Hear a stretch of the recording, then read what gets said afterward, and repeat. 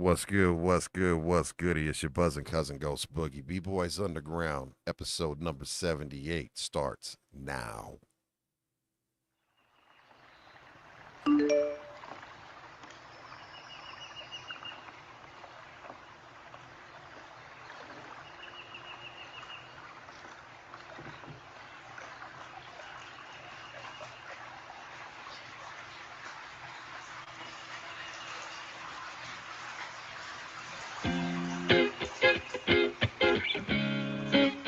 Yeah, y'all, check this out. Ives Irie and the Blacks again.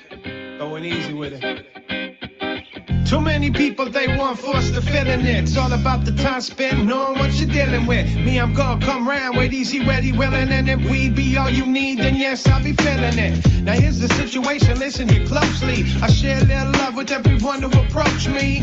Unlike the others with the rhymes I'll boast in. We are bringing spirit for the times of toasting. West to East coasting, worldwide hosting. I mix potions up over the oceans. And hopefully the brain conduct and make friends. In bad times and memories begin. Like the snap off the camera or the end of a chapter. Let's keep this feeling from now to hereafter. Laughter, song, and the vibe I'm bringing. The clap, the slap to keep your bells ringing. Yeah. Go easy tonight. Like the morning after Saturday night.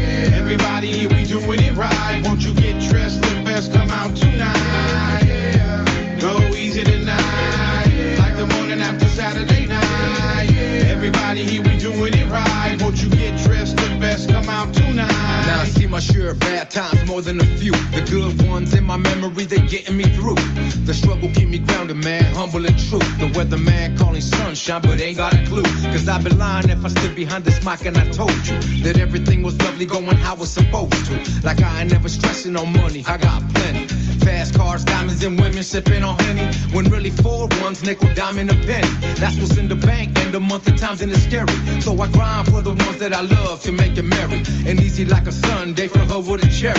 Cause daddy ain't gonna be the one to let you go hungry. I bought another plane and rock a whole nother country. Then we all gather round sharing wine and song. A little laughter for them tears, trying to right my wrongs. Yeah. Go easy tonight. Like the morning after Saturday night. Everybody here, we doing it right. Won't you get dressed? The best come out tonight. Go easy tonight. Like the morning after Saturday night. Everybody here, we doing it right. Won't you get dressed? The best come out tonight. Alright, every beating heart in the house now. To move it around now. To take your fist pumping up loud now. Feel your heart pumping it out now. Like it's a round sound saluting in downtown. People wanna know what the hell I'm in the house to do. I'm here to dance and scream and shout for you. Take problems and help forget about we do. Every word, homie, inside every line they true. About the things I've done, the things I do, the way I live. Shall I show you? Go easy, it's the way I'm supposed to. I'm one of y'all why I'm so close to you. I'm a local fool who came to talk with you. And if you cool too, then I'll smoke with you. I'ma joke with you and leave you broken too. And go easy now, party while I flow for you. Yeah. Go easy tonight. Like the morning after Saturday night. Everybody here, we doing it right. Won't you get dressed? The best come out tonight. Go easy tonight. Like the morning after Saturday night. Everybody here, we doing it right. Won't you get dressed? The best come out tonight.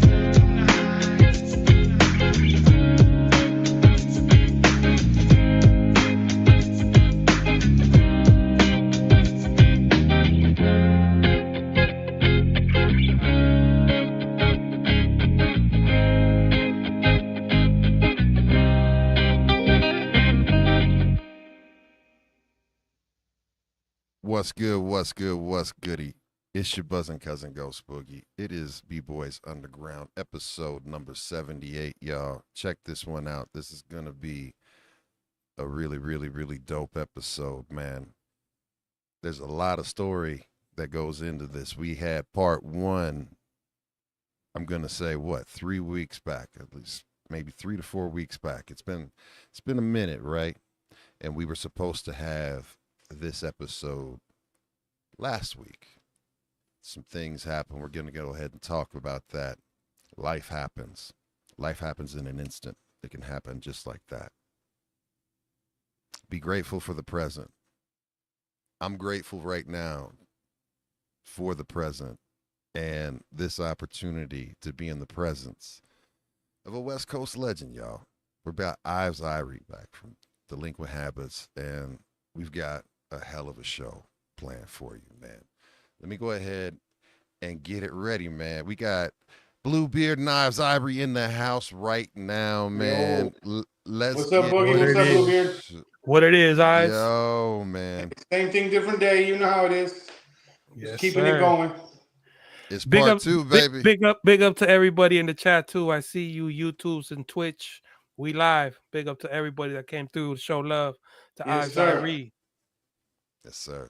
Absolutely, man. This is gonna be dope, man. Like, I just don't know where to start because over the last 3 to 4 weeks, man, like, Man. it's been a whirlwind, and I don't know how else to say it, but like over these 3 weeks, just in between this time, I don't know if I've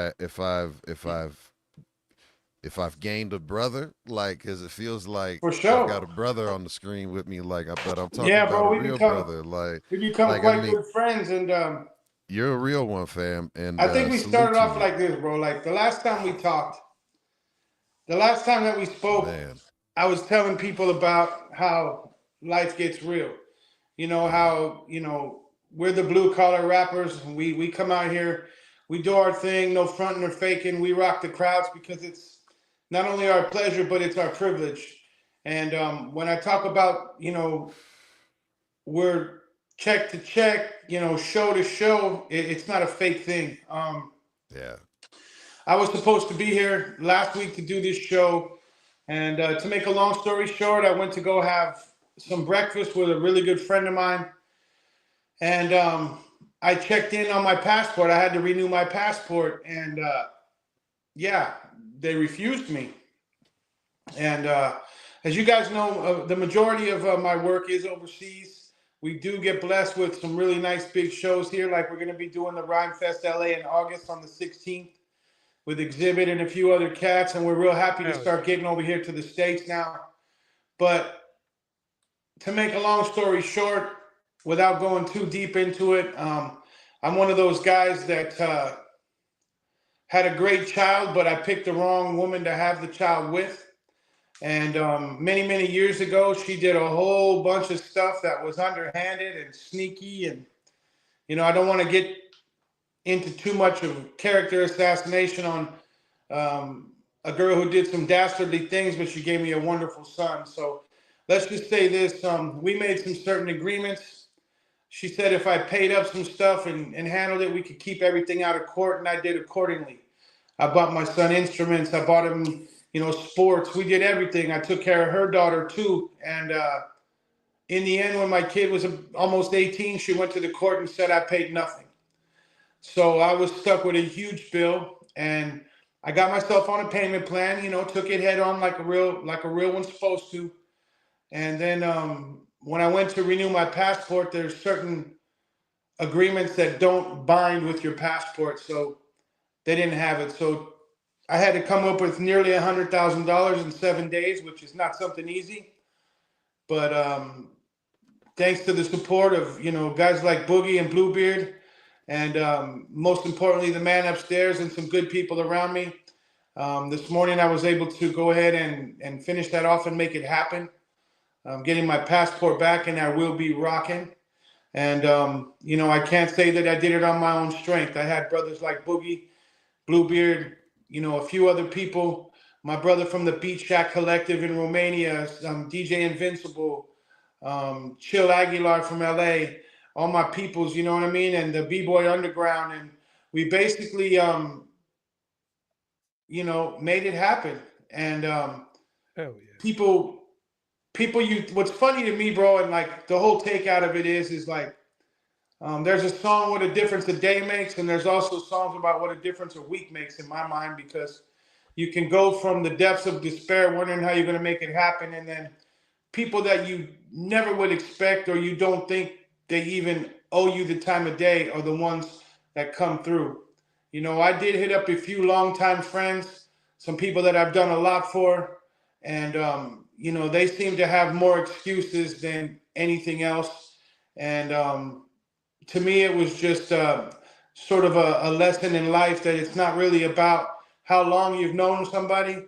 It's about how far that somebody will go for you is how you measure a true friend. And I've always been somebody that'll backflip. I'm generous. I love to bless other people because it feels better than blessing myself most of the time. And in the end, yeah, I'm here, bro. I pulled my head out of my ass, and now I'm ready to go ahead and get this episode on. I'd like to, you know, show a few young men and women as well, and people that don't understand that there's ways to build wealth other than the way they teach you. There's ways to keep wealth, because a lot of the money that I did raise was from gold and silver that I have saved in very small amounts over very many years. Yeah, you don't want to sell it. You want to keep it there and depend on it. But it says in the Bible, don't put your faith in silver and gold. The thieves can come in and steal in the night. You got to put your faith in the man above and the people that love you in life. And that's what I did. And that's where we're at. You know, so maybe later in the show, we can get in. I can show a few things, kind of show people how I was able to build this little safety net, and also how people can build a safety net in the event of, you know, societal collapse, or if the dollar or the pound or the euro or the Swiss franc collapse, people have something that becomes pretty much worth what you call it if there's no, you know, tangible currency available. So there's a lot we're going to be going through today. Yeah, and it's like also wealth and investment that, you know, that you have to, in case the shoe drops like it did Exactly. on you, and that's what you have that for. You know, you want to, in your mind, like, oh, I'm gonna live and retire off of this or whatever, right? But in all honesty, you know, this right here is a real life example of using your knowledge and investment strategy to help in a time of need and come through in a time of Of need. course. So, And yeah. also, bro, like for me, like, you know, you heard years and years. I know when I was coming up, everybody was talking about keep it real, you know, be a real one, don't fake it. Well, Yeah. you know, real ones come up against problems, and if you hit it head on and just be honest and say, yeah, I suffer the same way everybody else does. You go hammer nails, I hit bars, you know. Other people do, you know, maybe financial work, a stockbroker, doctors, nurses, lawyers, whatever they happen to be. I'm a rapper, a tattoo artist, and a capitalist. I make money buying and selling anything I can worth of value. And yeah, people can look down on me for it if they want, but that's the way I choose to be. I'm happy doing it. And I've met some of the best people in the world doing the things I do the way I do it. You know what I mean? That's your hustle, brother. Everybody Yeah, takes like their David, hustle. you know, David Gorilla Strong, shout out. You know, Shout he's out the Gorilla one who Strong, hooked man. me up with Boogie and Bluebeard. And the way I got that is because one day I saw a post and I had seen his, you know, his little emoji, the gorilla up there, and I was like, okay, this Vato's been around for a while. I've been seeing him. He's usually happy, posting cool stuff, and it was Yeah. bad. So I just reached out and I said, hey, dog, you know, um, life sucks, maybe right now, but you can get through it. Talk to me about it. And we've been friends ever since. We had an couple hour long conversation a couple weeks ago, and then got me with Boogie, got me with Bluebeard, and you know, now we're going to be starting some podcasts. It's just a never ending thing. We're going to be doing. We haven't really named it yet, but we're really going to come out and we're going to, you know, talk about men's mental health. We're going to talk about how, you know, a lot of young men are growing up in single family home or single parent homes with mothers, and you know, mothers do their best. Most of them, give my shout out. There's a few like the one I had, but the thing is as different as people are, is as different as the lessons you learn along life. And if you don't have a father in the home, there's things that are even simple as driving a nail, or, you know, putting in a wax ring in the toilet, doing things that men are supposed to know so that they can be helpful around the house and do their traditional part. You know, everybody's talking about progressiveness and let's move up and do this and do that, and everybody can do everything. Well, that's not the way it's supposed to be. There has to be some standards where A man is a man, a woman is a woman, and it shouldn't have to all be done by one or the other. You know what I mean? Just my opinion. Probably not all politically correct. There's probably some, real big buff chicks that like to call themselves boys that are pissed off about what I'm saying, but so be it.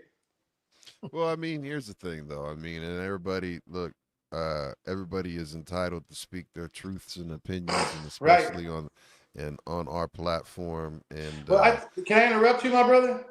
please go ahead. I got a problem with saying that people speak their truth. Like, there is a truth and then there is a false. I think there's perspectives and there's opinions, but truths happen to be pretty standard as far as me as being the truth or not the truth. And sometimes, like, people say, well, this is my truth. Well, if that don't match up with the actual truth, what does that make it? That's true. So Yeah. I need to rephrase what I intent was. Is like it's basically, it is your views and opinions and Yeah, your there you rights, go. right?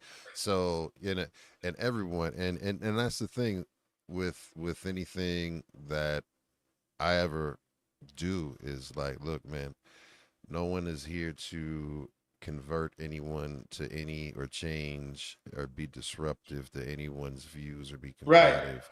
This is all a thing of I like to go back to the way that I guess perceived it used to be or how I think it should be.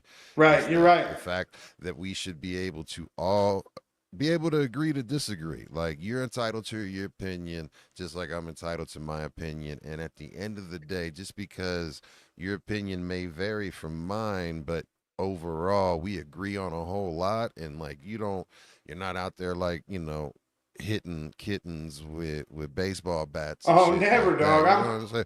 Right. I'm just saying, like, if you're not 100%. You're doing right. wrong, then there's no reason to fault. So like that's what we miss that in this today's society. It's Yeah, called civil people. discourse, right? Yeah, people don't agree, and then all of a sudden, friends that have been friends for 20 years hate each other It's over a ridiculous. politician or over a stance in a social issue. And Hmm. it used to be, bro, you could get together, talk, compare notes, and maybe learn a bit from each other instead of at the end saying, "Oh, I'm going to push this button on my social media and never see this person again, or cut this person off, or I'm going to block." Like, Man, oh, I blocked you. Like, what did you do?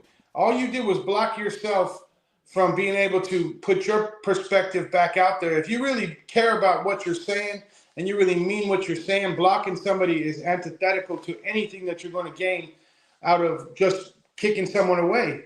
You might have the absolutely. same conversation 5 times, and at the fifth time, you both come to different areas. Hmm. Yeah, and what's cool about that is speaking to people with views and opinions that differ from yours, you gain so much more knowledge, wisdom, and insight, and 100. additional color and perspective and Speaking of color, everything and like appreciation. you and I disagree. Like, you say Bluebird's bush is blue, I say it's probably not. You know I what I don't mean? have any commentate. I have no commentary on that man's hedgehog at all, fam. Like I don't want to know. I don't want to know nothing. Yeah, it's all Yo, good. man. So look, let's get into what we gonna get Old into and because yellow. did give you your look. There's your exit. If you don't like open mindedness, then and that type of discussion, get the fuck out. Al Love you. rato, Peace. right? Y'all split that. Check this out, man. We gotta ask it because I didn't ask it, but like one of the things that we want to know is definitely for the folks that don't know, like, can you please like tell everyone briefly, like how did you get connected with the Hill and like how did that whole thing click and happen?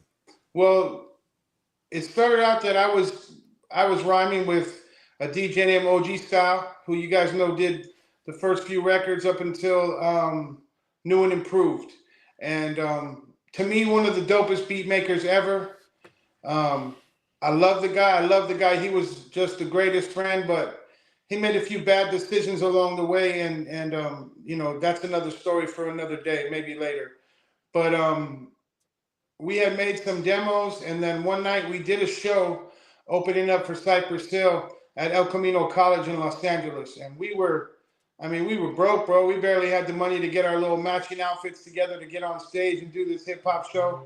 I was rhyming with the cat out of Linwood, California, named Rock D, named Damian Sarpy. He was a brother, really good friend of mine to this day.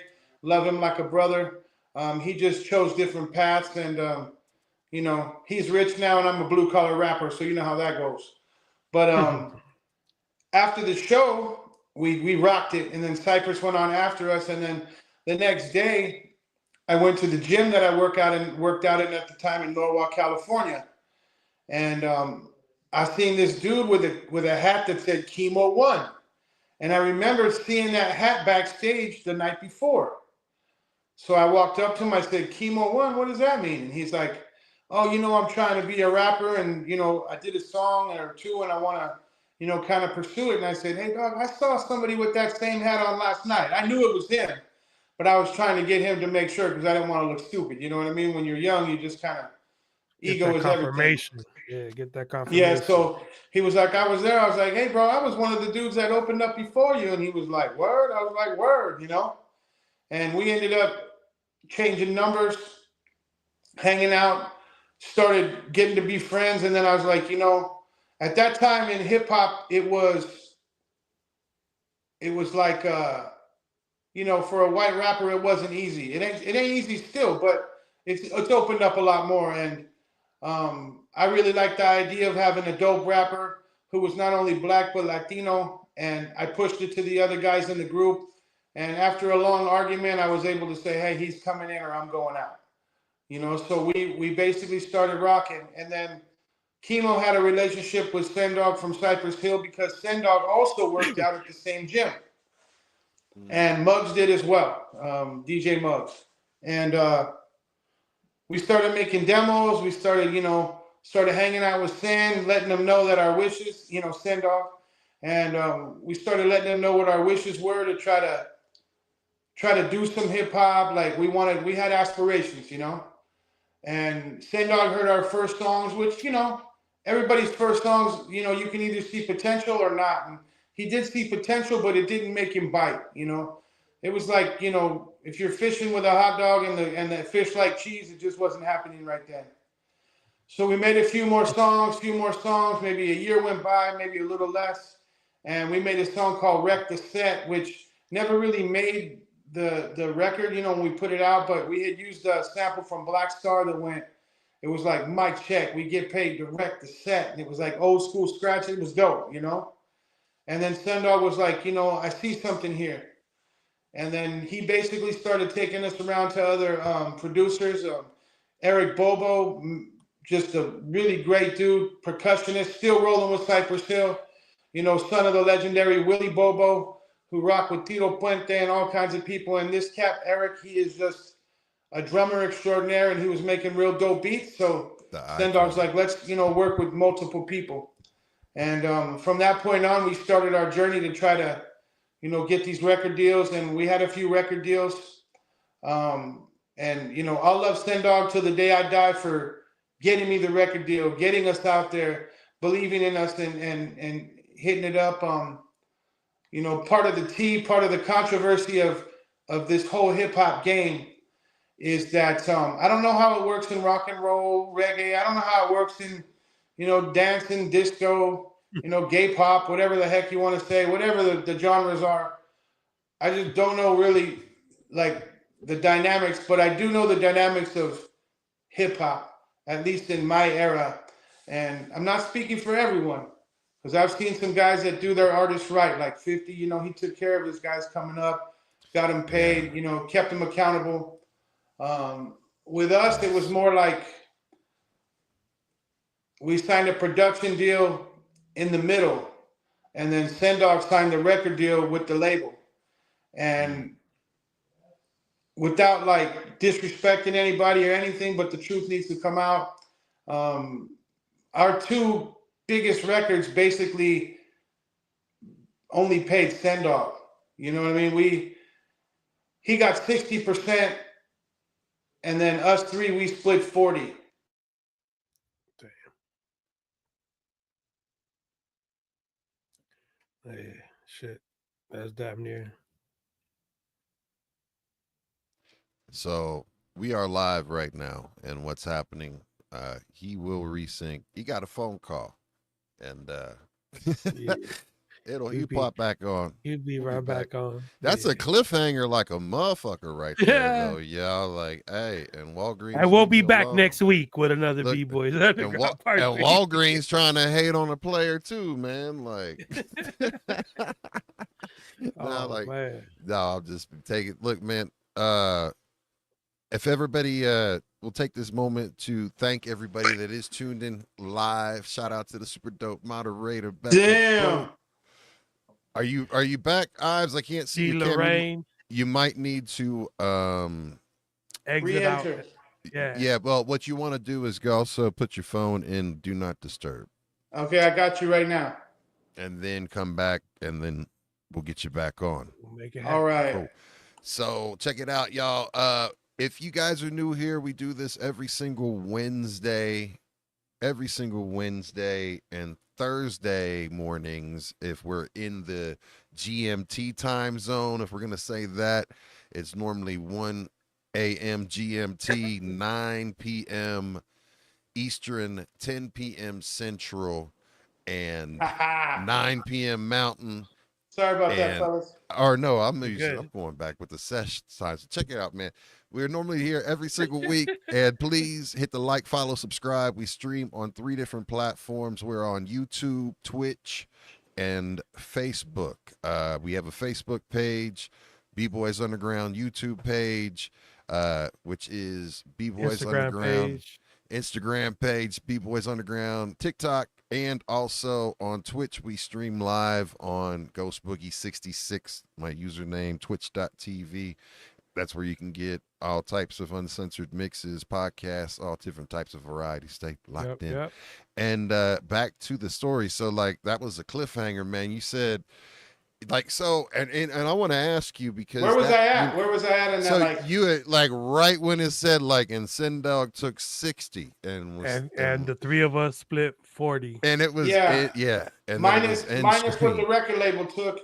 And you know, you don't on major labels, bro, you could sell 1 million albums and you're splitting like 26 cents. It's really a bad way to go, you know. And not to interrupt you, but so just to clarify though, you're saying that basically the expenditures and the expenses of like production for that you normally have to pay back as an artist, the recouping fees actually had to come out of your 40% as well? Yes. And then what was left was split amongst the group. There you go. Real quick, Ives, we got Beat Shack official in the there chat. He is. Yeah, that's my boy, man. You know, he said from it's Romania. 428. He said it's 428 in Romania right now for him. So. Yeah, he's been doing some. This kid right here, bro. He is from Romania, and anybody that needs some dope beats, we're producing together. He's the one who inspired me to start being a producer with him, and this kid has dope beats, and he's very reasonable with his pricing, and he's the best guy to work with. Has a heart of gold. You know, I love that dude. That's why I'm working with him. I'm glad he's in. Much love to you, Radish. Hey, Beat Shack's official. Let's connect and get you on B-Boys Underground and let everybody have a chance. Yeah, that'd be great. You should interview with him. He's a good dude. But back to what I was saying is like I said, bro, it's all love, right? And like we all know, you have brothers and that you've hung out with for years, and you know, sometimes people do each other a little bit wrong. And it took me a long time to realize it, you know, especially talking with my brother Sick Jackin from the Psycho Realm. He told me how really well B Real treated them, how he pushed them and pumped them and just did so much and didn't ask for much in return. He just wanted to be a part of what he thought was a great movement, some dope music. And honestly, B Real, I got so much love for that dude. He gave us our chance coming on his show in the Smoke Box.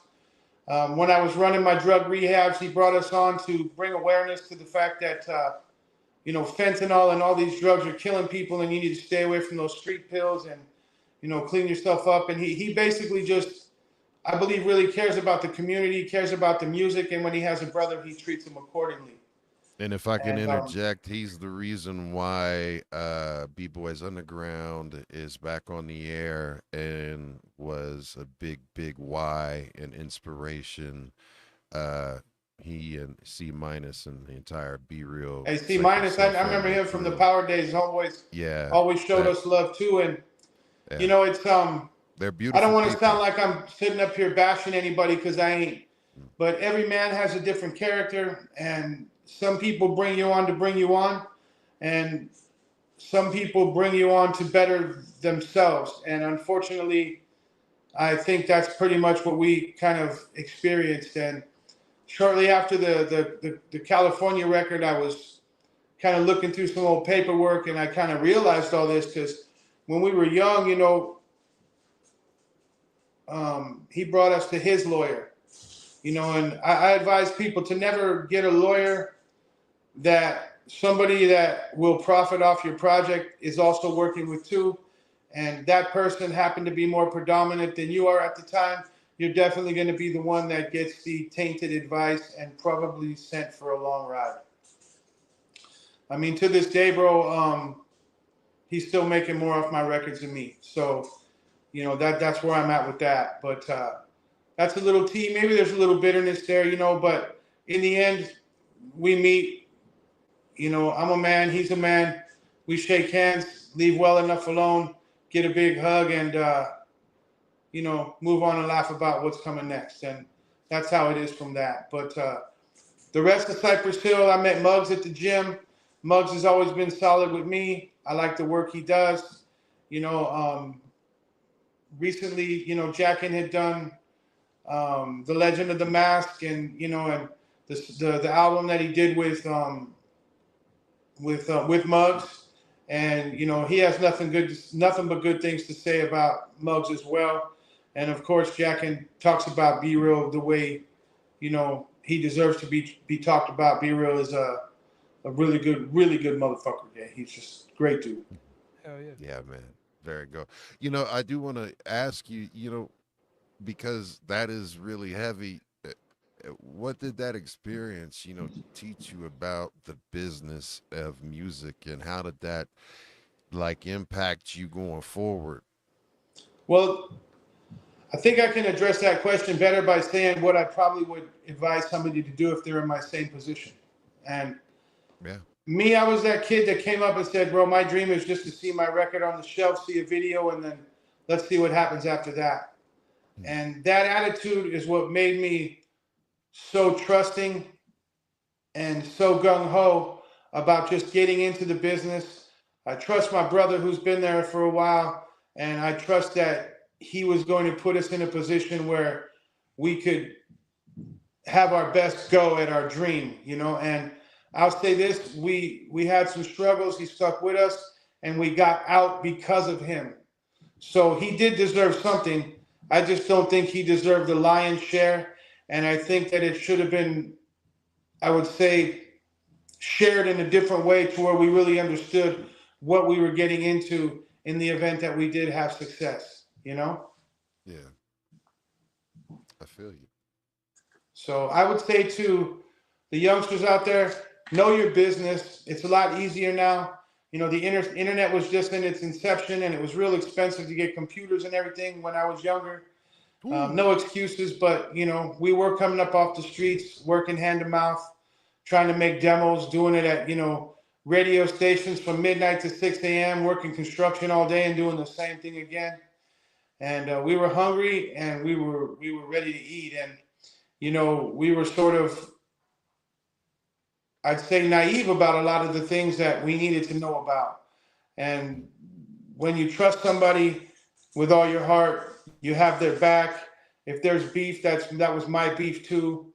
If he called us up and thought somebody was creeping around his pad, we were there in 20 minutes, guns out, searching the pad, making sure ain't nobody gonna get at our OG.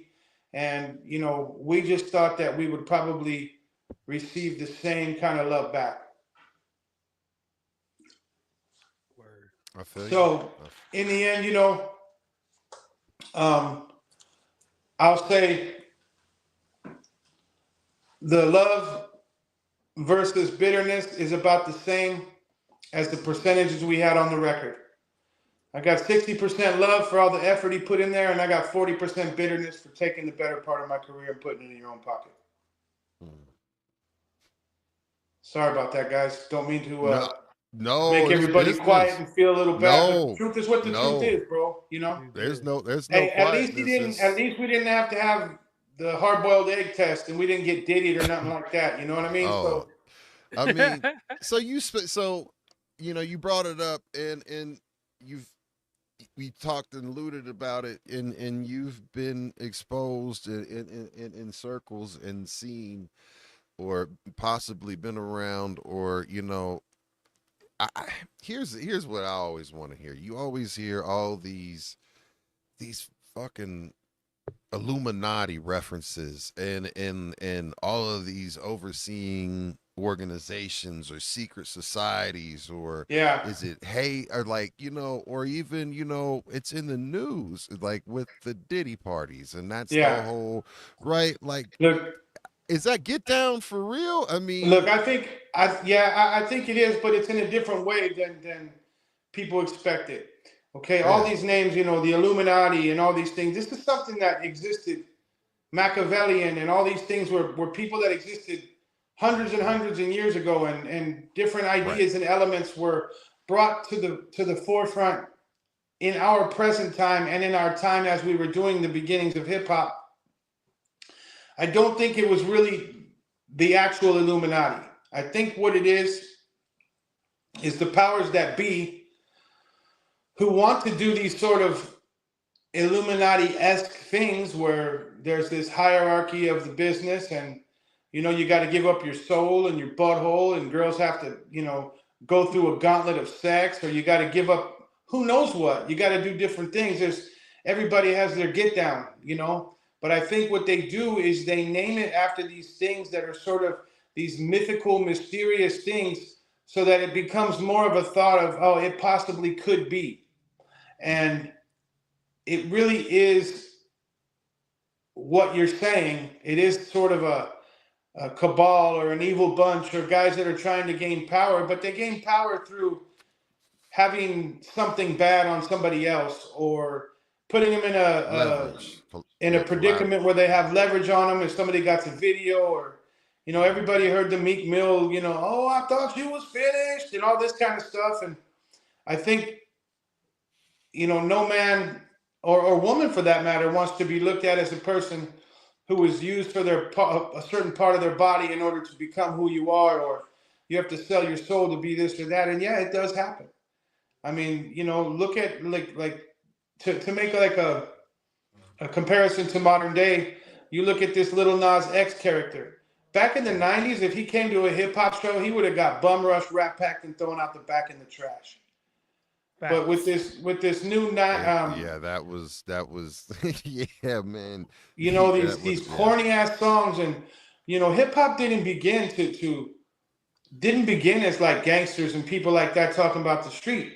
It began as people wanting to teach their people things, or to tell people what the neighborhood is like when Kool Herc, or when LA West Coast legends started doing the gangster stuff, like King T and all these guys. This was some real stuff. I can't really speak. I got a lot of respect for Ice Cube. For a while, when Cypress and them were beefing, I was not really too much respectful of him. But the thing is, he always had dope music, and now who he's become, I appreciate the fact that he fought against those powers the same way we did. And we never went into those things. In 98 or 99, we were taken to New York, and they brought us to this place, which kind of, seemed fishy to me. And we were told that this place is the place to go to make your career, et cetera, et cetera, et cetera. I won't name any names, but he was the head of our label at that time. And, I just felt like there was a funny predicament going on. So I bailed out. I was like, you better let me out of here. This ain't, and he mentioned, this is your career. And I said, no, dog, this is my soul. This is who I am. And I got to look myself in the mirror. And I love my music, but, I can go work construction, or I can go, go back to school or something, because I wasn't trying to give away every bit of myself and my soul just to be on wax. And, 9/11 came around. We weren't traveling for a long time. I believe there was also some powers that be that sort of didn't want us around, whether it happened to be, racism against the Latinos and the white boys doing hip hop, or maybe it was, some get back for us not, towing the line and, doing the Diddy thing with some old ass man that has a bunch of money that, he thinks he owns everybody, this whole power trip. And that just wasn't what we were doing. And anybody that knows us knows, I've changed over the years. When I was young, I was volatile, firecracker, fuse always lit, ready to get down. And over the years, I've tempered myself and learned a lot of lessons. I've lost a lot of good people, got rid of a lot of bad people, and some of it was my fault and some of it was their fault.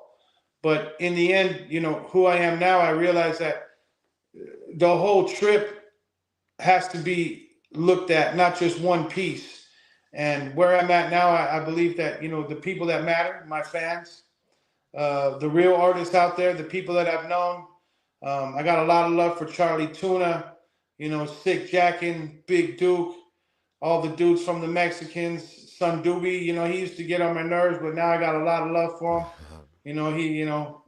His old lady and my old lady used to know each other back in the day, and he was Mr. Porno, so I was always guilty by association and always get me some bullshit, but in the end, hey, we had Son Doobie on here. Shout out to Son Doobie. Shout out to yeah, Doobie. Son's great, man. I got a lot of love for Son. Yeah, that's a dope dude. But he's much more than even just that, though, too. Which is definitely, he's a deep dude, bro. He's grown just like all of us. You know what I mean? Oh my God, yeah. Cats like Mad Child from Swollen Members. You name it, Damian Marley, a lot of cats that are just out there. Again, be real. There's just a lot of dudes out there that I got a lot of love for. Also, some young cats. There's a lot of European dudes like Gentleman, real dope reggae cat out of Germany. There's a kid named Tyler Linkman that I'm working with right now. He's out of South Africa. I really like to link you guys with him. This kid is coming with some fresh, modern type hip hop, but it is so informed. Coming from a place of peace and goodness. Yes. And it's just something you can listen to that's sort of Skilo-esque. Skilo, that? Remember, I wish I was a little bit like some really reflective music that people can get with, and you don't really have to buy this huge persona. He's just who he is. And that's why I like him so much. Actually, I met him through my brother Rodgers from the Beat Shack. Another shout out, That's dope, man. You mentioned something that I can't not ask, because being such a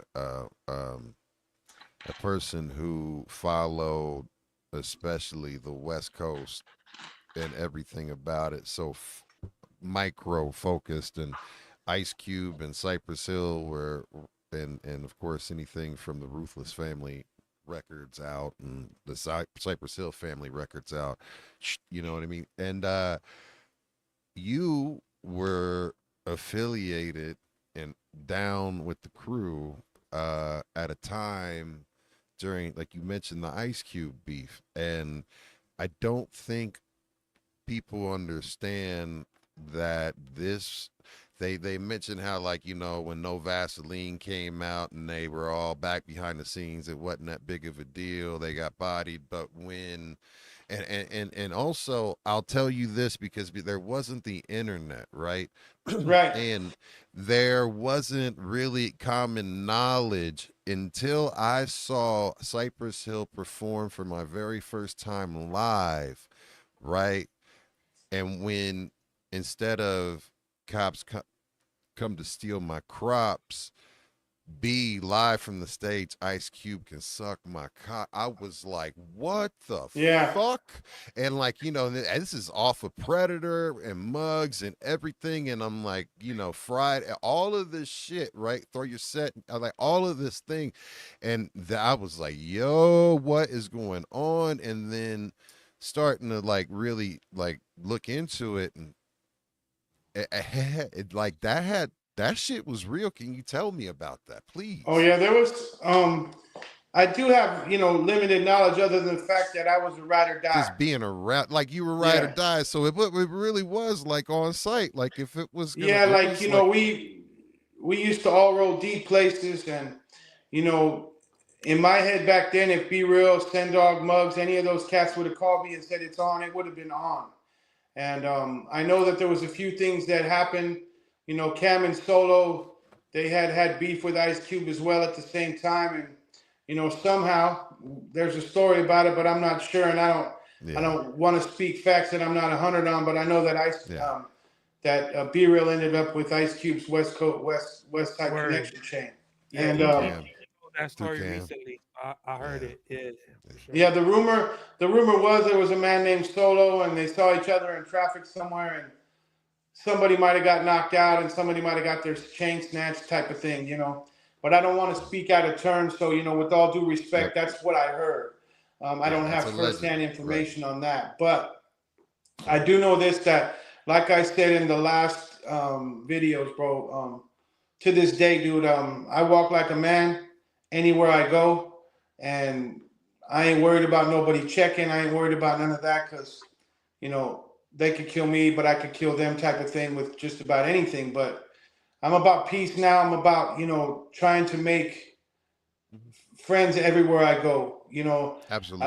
I was telling you yesterday when we was having a conversation off, Boogie. Remember I said I could probably couch surf for a year with all the friends that I've met in this business and the people that I consider not blood family, but family you choose. And that's a deep connection when you have family that you choose. And from Switzerland to Germany to Romania to Bulgaria to Hungary, Mexico, Chile, everywhere I go, man. And Canada, I got people that I love and they love me. And there's reasons for that.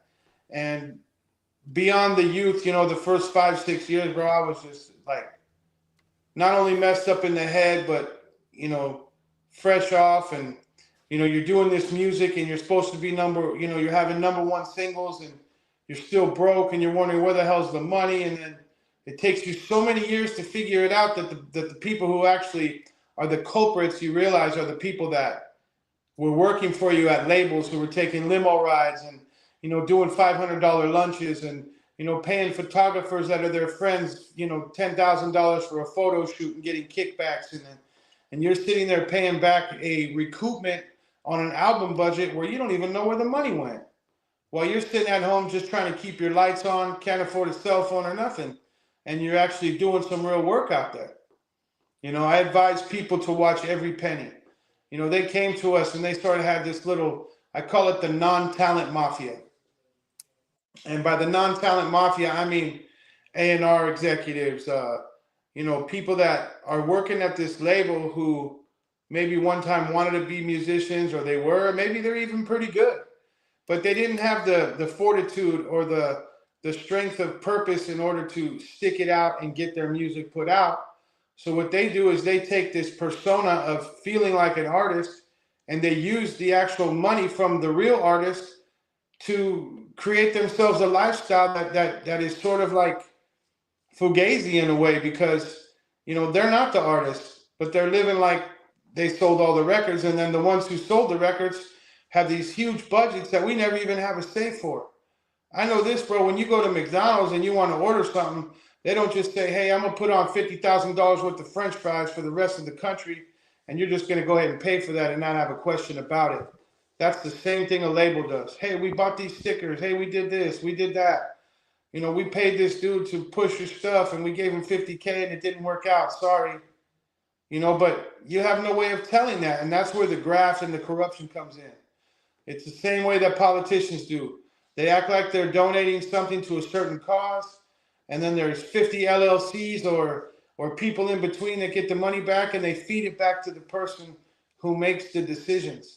And that's how you see all these big record executives running around with these big old cars, and they make 200 grand a year, but they live on a $20 million estate, and they have all these crazy things, and you're like, that shit just don't add up. How'd that happen?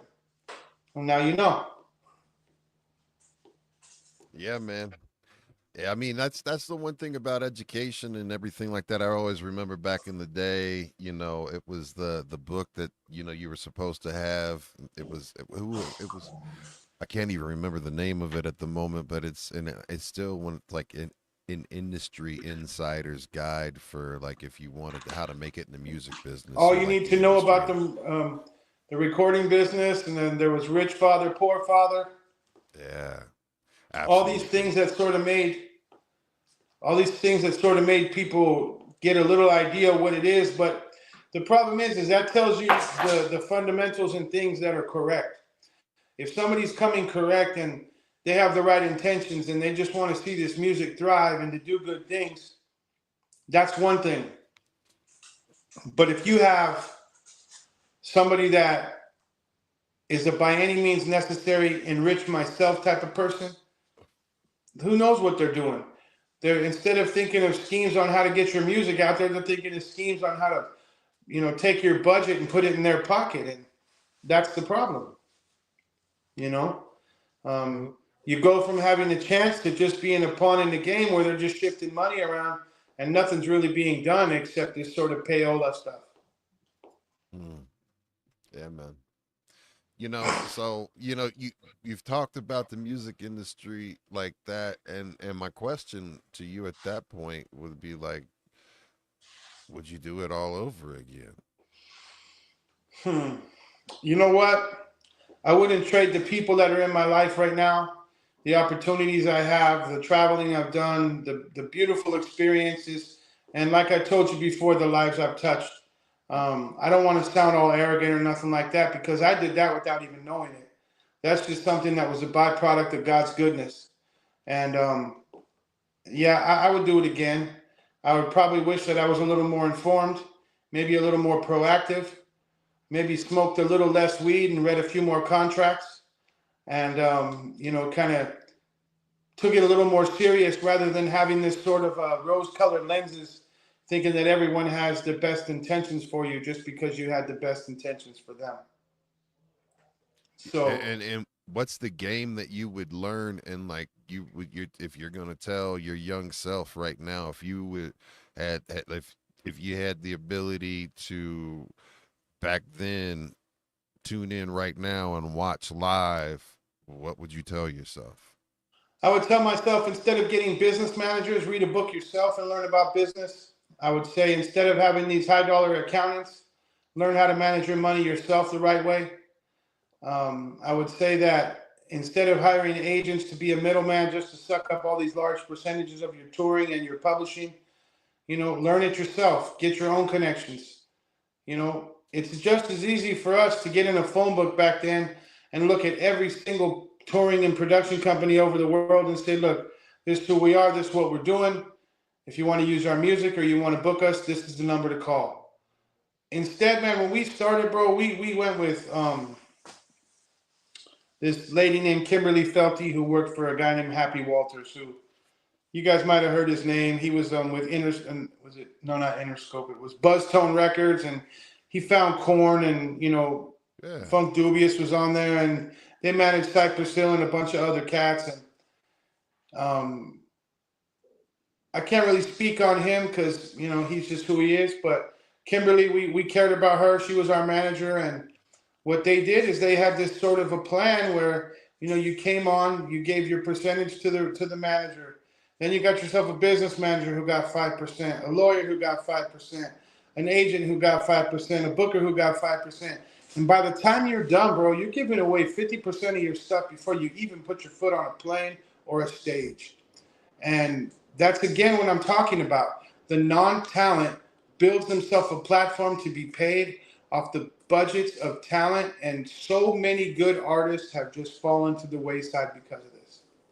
And there's rappers out there, there's dudes out there that are a million times better than me, and they never got to see the light of day because of less scrupulous people that were behind the scenes. And I've always said it that the non-talent always ruins it for the talent.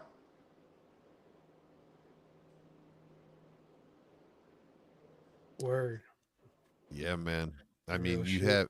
Yeah, because you think about it, there's disruptors and folks that absolutely try to alter the vision of the creative and skew the vision of the creative. And there's Of always people that are course. jockeying for position as well. I mean, it's just common rat that crab mentality. You know what I mean? Where Yeah. people, unless people, unless you are really, and that's I think that's a difficult thing too, because you want to, when you do business, you want to be able to have some type of personal respect and decorum and establish a relationship and rapport, right? And but at the end of the day, also be able to have a civil discourse and speak about, like, hey guys, this is where we're operating, Yeah. and this is the way, I like, mean, if you're working with somebody, bro, and you have a concern about your business and it's a legitimate concern, you're not being a prima donna or going off for no reason, and then they come back at you with, "Why are you asking that?" or they get offended or something like this, that's a red flag. You know, we had a guy once, his name was Miles Copeland, and he was the head of R21 Records, and we made these deals, and when we went back into the drawing, room to do the next album, we're like, "Hey, you haven't lived up to your end of the agreement on this and this and this and this." And in the end, he basically sat there and threatened us. He said, "Hey, if you guys don't want to get put out, you can keep arguing with me." There's certain things that he was like, there's so many bullies in this business. And once you got the money, you can either be the bully or you can be the the benefactor, I guess would be the right word. Someone who's going out there. I mean, when you own a label and you got money and you're helping artists come up, you're somewhat of a philanthropist, because you're bringing cats that are from the street doing what they love and you're giving them an opportunity. And you can either choose to be that person or you can be the bully that wants to enrich yourselves and keep people in this state of oppression. And even if they live up to your measurements of success or where you want to put the bar for them, and then they get there and then you're the guy that says, "No, you want to keep arguing, then, we could just cut this deal." So there's all kind of personalities and people out there. And, you have to be a very good judge of character. And you also have to be ready to retort, not retaliate. And that takes words and intelligence and the right people on your side. And I believe that that's just um, something that a lot of people miss, especially in hip hop, especially after the insurgence of the whole gangster mentality. And there was a lot of real gangsters in this shit, and you've seen that go down. People have died. People have been shot. A lot of fools are doing time. And in the end, you have a lot of different personalities that were volatile, and it started getting to the point where there were record labels like saying, "Hey, we'll sign you," and then you could beef with that person and you'll piggyback off their fame because they're going to come back at you, and then you're out in the streets with 100 bodyguards and homies, and there's shootings and people are going back and forth, all because of some record label wants to take a shortcut on how to market a record or market a group. Cause wow, beef, that, cause death, cause yeah. all this sort of disruption in a place where it should be music, man. It should be something where, you're having people collaborate, do things together and do real stuff, instead of, this fool beefing with that person. And when we see you, we're going to shoot you up. And what the hell was that? We started And battle rapping, and every once in a while there might be a scrap, but nobody ever got shot up for it. nah, the question that I have is like, when you started entering the industry was right Right. at the height of when, and I can remember, going to industry events like the 2 weeks like 2 weeks post Biggie's death, right? You know what I mean? Like, I'm at one of the biggest industry events in South Beach, right? And this is real shit. And like, at that time, I was like, yo, because there Bad Boy and Death Row were both up in that motherfucker, and it was like, it was you. There was just always a sense of danger, but like, with you being in it and seeing, like, what kind of things have you seen, like, that you could share with us from the road? You got any cool road stories, or even any like road stories that you can share that maybe, you know taught you a lesson or anything like that, fam? Oh, You know? Many yeah, lessons. there's plenty of them. You know, That you, you're able to share, fam, is what I'm. here's the I'm like, thing. Some of the stories that I would have, a majority of the stories I think that is the real sort of spilling the tea, so to speak, on the road is the way that a lot of dudes go out as suckers for groupie chicks. You know, yeah. they got a good woman at home, and they're out on the road, and you know they're simping and getting pissed off at a homie that some girl's pushing up on that they want, and you know whether it's a road dog or a fellow bandmate. And there was so many people beefing over the fact that one guy wanted a piece of tail that the other one was getting, and vice versa.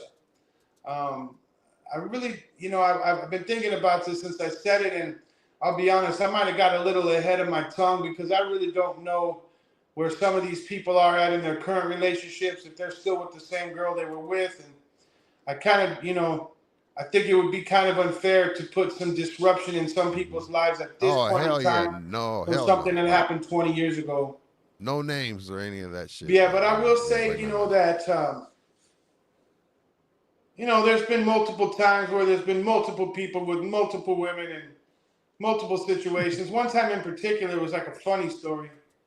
You know, I happened to be with my partner and whatever that happened to be, and then I had another friend who was with the partner in, let's say, a bed next to us, and he was using the headboard as a tool to maybe get a little extra force or whatever you want to call it. And he ended up pulling the headboard off the wall, and it hit the girl in the head. Hit the girl in the head, and it knocked her out cold. Blam. So, Oh, hell no. Knocked her out cold, though. so all you hear is this kadunk, ouch, and then, oh my God, what's going on? So the lights pop on, and everybody's fun time was over. And yeah, that made for a pretty good story. That's a boner You killer, know, man. Like, man, come on, man. You we can't had this lie, one bro. cat who used to come on the road with us, and I'll just call him Little Pooper because one time he got so drunk that he was vomiting, and then at the same time he was vomiting, he pooped his pants, and that's how he got his name, Little Pooper. But Little Pooper was probably the horn doggiest doggy of all the doggies in the whole doggy land. You know what I'm saying? Yeah. Doggy dog And word. this little guy, he was many a time, bro. You know, you walk back and you're like, "What are you doing, Pooper?" And he was probably, I think he's 5 feet tall. I mean, it was like every chick that he went with looked like it was his mom. You know. So the thing is, it was just some funny stuff like that. We did have some dangerous things go on. Yeah. In early 2000s, we were out on the road. We were in France on a long tour, and it was me, OG Style, Chemo the Blaxican, and an old friend of mine named Mike from Scorpion 420 Productions. And he just he was a wrestler. I was always a fighter. You know, I practiced the art of MMA, and he was a wrestler. So we were kind of getting down real good. And we did a show in the south of France in a city called Montpellier. And you know, we're notorious. We have a contract, or I'd say a sponsorship with Campari Beverages, and they give us a lot of tequila to bless our crowds with because, you know, we like to give everybody who doesn't have the money to have the greatest party a chance to also have a good time. And we came out after the show, and we were out there just chatting, and all of a sudden, we're surrounded by like 30 Moroccan dudes, and all of a sudden it was on. And yeah, we started hitting fools with bottles, and rocks were coming at us, and it was a very primitive area. So, you know, you walk out in the off the parking lot, and you're sort of in a little forest, and we just started fighting with like 4 of us on 30 dudes. And I backed myself up against a big column so that my back was covered. And any dude that came near us was either catching a kick or a punch or an elbow or whatever I had to throw. My buddy Mike was throwing them. Chemo was throwing them. OG Style, he got slashed in the back with a knife. And then it got a little bit hairy. It just, you know, they started getting on us like ants on, you know, on bigger bugs or whatever. So we went around the side, and we were running back in the club. And as my buddy Mike jumps over the barriers, his foot gets caught. like a bad horror movie or something. So I'm already almost backstage. I had to run back out, rescue him. He came in. I grabbed the club owner and asked her, and it was a girl, and I said, "Hey, you got a gun, right?" And she said, "Yeah." And I go, "Take me to your office and give it to me." Because I knew we were outnumbered, and I knew we had to have some sort of a equalizing force, because they were breaking the van windows. They were going to steal our equipment, money we had in the van, everything, And this was our livelihood. We were hand to mouth at this time. And we came in, and as she was going in her office, I got held up for like 2 seconds, and she gets in that office, shuts the door, and locks me out. I tried to kick in the door. It wouldn't break. She had some kind of master French lock on there or something. So we decided to regroup. We went down to the stage where they were breaking it apart. We got a bunch of metal poles and a fire extinguisher, opened the door, let the fire extinguisher rip, and then we let them poles rip. And by the time we were done, there was 15 of them on the floor. The other 15, they ran away. We called the cops because we needed something for the insurance. They tore up the van and everything. And typical of French cops, they asked us, "Is the fight over?" And we said, "Well, we think it is." And they said, "Well, call us when you're sure it's over." And so we They went. hung up on you, and they hung up on you. Whoa. 911 is a joke, fam. Hold on. They said, call us when the fight's up. Like, Yeah. Holler at us when you finish that shit. We ain't trying to interrupt nothing. So we went ahead and finished it, and then when the smoke all went down from the fire extinguisher, when everybody's calmed down, we finally got the cops to come out. And when the cop came out, it was like his hair was all combed back, right? But there was one portion of his hair that you can see had like a pillow. Like when you lay down and you have some gel on, and you've been sleeping and somebody knocks on the door and you go there and your head's all perfect on one side, but the pillow push from your hair, and the cop had that pillow push, and so they took our buddy Mike, took him back to the jail to make the report so that we could have a report for the insurance company. And then maybe 30 minutes later, Mike comes back with the cop, gets out of the car, and Mike has his backpack on, and when the cop walks away, he goes, "Hey, look at this," and he opens up his backpack. He's got the cop's hat. He's got the keys to the jail, the cells inside. Like, he just went in there and was just depositing souvenirs, so he could show everybody at home what time it was with the French police, So we ended up, that ended bad for us because they got our DAT player at the time. The DAT was what we were using, digital audio tape. Yeah. They got the turntables. We had like 40,000 euros under the front seat. And did they get your actual DATs too? They got everything, but they didn't check the front seat, so the dough was still there. Problem with us how did you get your DATs back to perform with, though? I mean, we did it. The tour had to end. Tour was over. We had 10 days left. We were still supposed to go to Spain and I think Czech Republic, a few other places, and we weren't supposed to fly home for 10 more days. So our flights home were leaving from Belgium. And what we had to do was go to the airport in France, tell them what happened. It's like an emergency flight thing where they'll get you on the first plane they can. Well, it took 18 hours for us to get on a flight. Then it took us about another 20 hours to get home. Chemo hurt his shoulder. Both my hands were broken from, hitting fools in the head and whatever else. OG Style had a splash on his back, and everybody had wounds from fighting multiple opponents. So it was that was probably one of the worst experiences.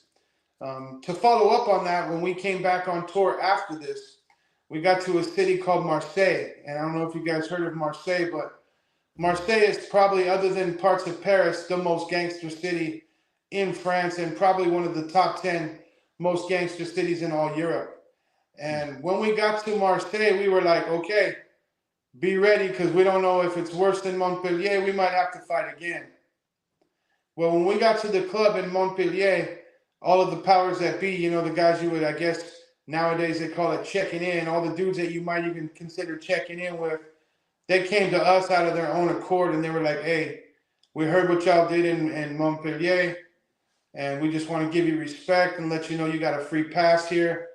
You know, we got respect for anybody that stands for their own, and we never had a problem after that anywhere in France. And you know, a lot of Americans, they think, you know, this whole French American sort of unspoken rivalry thing, but in the hip hop game, the French hip hop community, the French rappers, the French fans, and everything, they're some of the most inviting people there really is. They really love the music. They love that you come to their place, just like pretty much anywhere in Europe, anywhere in the Eastern Bloc. I love going to Bulgaria. I love going to Hungary, Romania, um, Slovakia, Czech Republic. I love all these places because the people are so grateful. They know how far you got to travel. They know what it takes to get there, so they're really happy, and they don't come out like some places. I'm not really going to name anywhere, but I'd say a lot of places in the U.S. You know, there's as many rappers in the crowd as there are fans, and for some reason, I ain't one of them. If I go to a show, bro, I lose it. I'm going ham. I paid money to get in. If I'm seeing a rapper I love, I want to hear their music, and when their best song comes on, I'm going to be right in the middle, just enjoying myself, boogieing away. But unfortunately, there's some sort of unwritten code that if you let loose and have some fun in a hip hop show, that people are going to think you're less of a rapper or you're someone not to be taken serious. And to me, the whole point of going to a party or going to a show is whatever your, you know, your poison is or whatever you want to do. It's always to have fun, especially if you're going to see some music. You might as well enjoy yourself, you know? Yeah. You guys are Absolutely. DJs. You've done hip hop. You know, you go in some crowds and Absolutely. you see some people having a great time, and then there's always those fools that are overdressed with too much jewelry, too many jackets. Wallflowers and shit. Yeah, Just, and they're all playing of like, them. you know, they're Nino Brown from New Jack City or something. You know what I mean? I And call it they're peacocking, man. there You you know what go, I bro. mean? That's the truth. They got their feathers all spread they're, out, and they're like, they're "Yo, peacocking. I look good, but I don't have no fun." You know what I mean? Yeah, man. You know, the one thing that you did mention that, I have everything that I have ever, for the most part, heard any hip hop artist say how much it going overseas changes their lives because of the community and how strong of a loving and embracing and inclusive culture hip hop is over there and how much reverence Culture and in general, respect that bro. they have it. Yeah, right. When So you go to that Europe, bro. You can have five guys in the front row. They could be black, white, yellow, brown, and green. And every one of them, if they're from Germany or if they're from Austria or they're from wherever country they are, they're that country's people. Only America takes us and divides us so that they can have us against each other to control us. Only in America is, you don't go to Switzerland and there's a black guy there who lived there his whole life and they call him an African Swiss. You don't go to England and you hear some dude that's Japanese, and you don't hear him say, "Oh, he's a Japan a Brit" or whatever you would say. Only in America do we say that's a Japanese American, that's an African American, that's Italian American. What the hell are you doing? We're all American.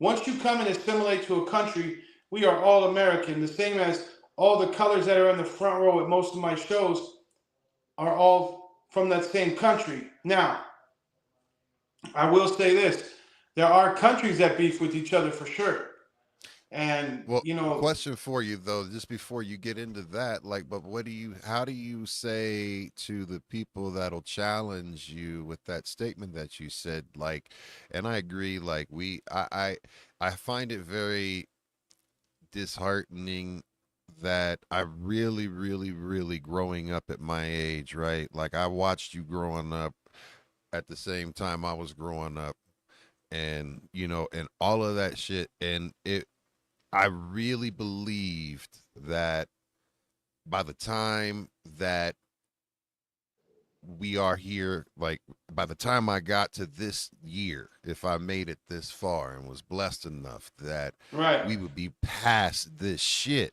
right? So, and it's so fucking disheartening. But the one thing that I will say is, though, that, you know, there are people that absolutely, will want to keep their cultural heritage And that's and their fine. culture, right? So That's like fine. I would say if anything, I'm a hip hop American, and that was corny as fuck, but I'm just Understood. saying, But but why like, can't you you know what I say mean? that you're American that emigrated from somewhere, or I was from here, but I'm an American? Okay, You know what I mean? I What's feel stopping you. us from doing that? And to go into the depths of it, I believe there's two major parts of society that control that. Yeah, First, it's the politicians. Basically, political business is the same as marketing a record. You're marketing a person, and what you're trying to do is get the most bang for your buck. So you pigeonhole your person. Let's say somebody is an Italian Irish American like myself. Well, immediately you're going to identify yourself with the Italians and the Irish so that in your area you can conglomerate those votes and then hopefully pull in a few more and be the majority winner, right? That's all marketing. And in any job, people want to try to be like water. They want to drop on the mountain and take the easiest path down so they can get back into the lake and enjoy themselves. And when you do that by creating conflict or creating a monster or creating a person who's the enemy or creating a common foe, that is how people get divided, but it's also how you can figure out who is and who is not on your team. So politicians is one. The other, and I believe they're even more villainous, and they've been that way since the 50s, maybe even quicker, is the media. The media gets taken over by the ones who own these big companies, and they become either indoctrinated now into the right, the left, or somewhere in the middle. And like we talked about earlier, there's a truth and then there's a lie. And I believe that the truth always lays in the middle. If there's two people against each other, they're going to tell the truths that benefit them, and they're going to stretch the fibs that they can to try to make their truth look even more, legitimate. And when you have a media complex that pushes something that hurts our country, hurts the people, no matter what side you're on, how do we know what we're doing? How do we know which is right and which is wrong? Everybody that's in the middle just trying to make it, worried about if a taco at Taco Bell is 49 or 79 cents because we're so broke because of all these rich assholes that stay up there, whether they're on TV getting $20 million a year for spreading lies through the media, or whether they're in the White House or in the Senate or Congress, and they're getting paid all kinds of money from special interests to not push what's good for the Americans, but to push what either profits like the industrial military complex or certain maybe social programs or what people identify in socially as far as even sexuality or whatever it happens to be these days. It's all a teardown of us. And by us, I mean everybody who is not them. The politicians, the media, the people that benefit off of our strife and our conflict. And what our strife and conflict does is it keeps them with a steady way to market to the people who they know are sympathetic to the same things they are, or sympathetic to things that will create profit in their business or their movement. And that's it. Hell yeah.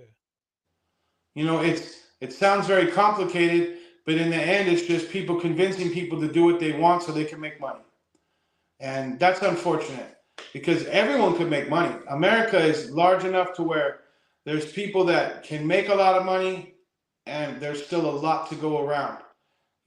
I know people love Walmart, people love Target, people love Sam's Club, people love Costco, people love Publix, all these big, companies that are out there. But what they forgot about is what America was created by was people really knowing the products they sell, people caring about their customers because if they didn't, they would lose them. And they didn't go by a law of averages or the fact that there's going to be a few lost because we do business this way. Every customer counted. The customer was king. The country mattered. Made in USA on a label meant something. And now it seems to be dollar over everything. And look at who's suffering. The people that they say they're helping the most by getting cheap things from out of the country are the ones that are getting hurt the most by it in the end. That's it. Word. I feel you. I mean, definitely. I think the system is something that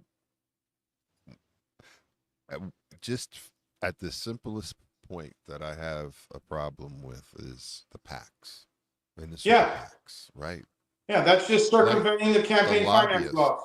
Right. And then and the career politicians and that type of thing, right? And you start serving your own purposes, and that's a whole nother story, right? But that is that in itself is what keeps us divided, because that is absolutely keeps people focused on other shit than being able to Well, that's why I tell people, look, this whole thing that the current event was with tariffs and the stock market and big companies worrying, and to me, I don't like the disarray. I don't like all these things, and I don't really believe it has to do with the people, the Democrats, or Trump.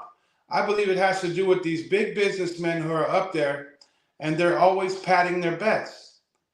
If they see something going on socially or politically or around the world, they have the power to divest in something that us, the masses, may have our life savings in that isn't even a minuscule amount. They wouldn't even care about the money that we're losing just by the moves that they make to hedge their multi-billion-dollar companies. And, there's always this thing, these big things made about this politician's doing this for their friends or this for that, and they all do. They all do. And in the end, what we have to do is get smarter. We have to not fall into the traps that they give us. And that's why like I was telling you, that's why there's gold and silver. That's why there's different things that we can do as people underneath to not fall into their sort of cattle herding us into an area where we have this FOMO situation where we think that guy's going to get rich and we don't want to miss out on it, so we follow. And then the guys who are pumping this sort of FOMO in order for people to get rich in this area are the ones that own it. We all run to buy it. They sell out. It tanks. They get rich. We get pissed. And then we try to find somebody to blame, and we blame the wrong people always. And it's usually we blame the person that votes the opposite of us. When they're just as confused, they're just as distraught, and they're just as broke as we are, Yeah, man. Absolutely. I'm all getting on my soapbox and shit. I go from talking about groupies getting knocked out from headboards to talking about finances. No, this is what we was here for. This is because it's a real conversation, and we're just sitting back. And this is why I like having this, because the thing about this is I've always had dope connections and found connections and through conversations about music. I'm gonna change my light up so you can see something. All right, let's get it. So this here, we do have some questions for you too. Whenever. This here is real money. These are small gold coins, and they weigh about 1 gram each, maybe 2 grams. Are you guys there? Yeah, Yes, we got you on solo mode so the viewers can see and then what's going on. This is pure silver bars, okay? Okay. And I have a few in my hand. You also have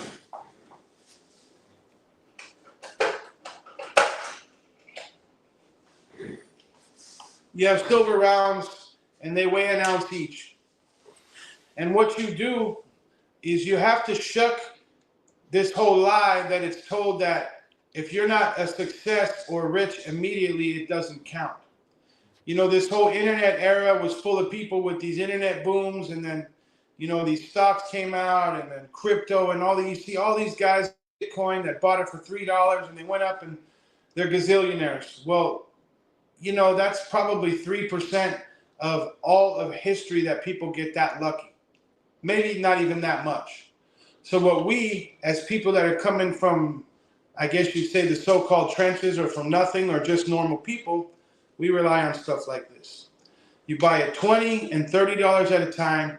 You put it in your safe. You put it in your safe deposit box, and you forget about it. You just keep accumulating. It's all on a scale. If you're super rich, you buy a bunch of properties, and you try to build something that's bigger and bigger and bigger. If you're at our level, you buy grams of gold, you buy ounces of silver, you buy, old 50-cent pieces and dimes and quarters before 1964. They have 90% silver. And there's multiple reasons we would do this. We do this, one, to build wealth. Number two, to build a safety net like we spoke about earlier, which helped me out of my predicament with my passport. And number three, which is the most, I'd say, notorious or the most looming, because we are probably closest to it than we've ever been, is the time where you're going to need silver, gold, and a lot of these.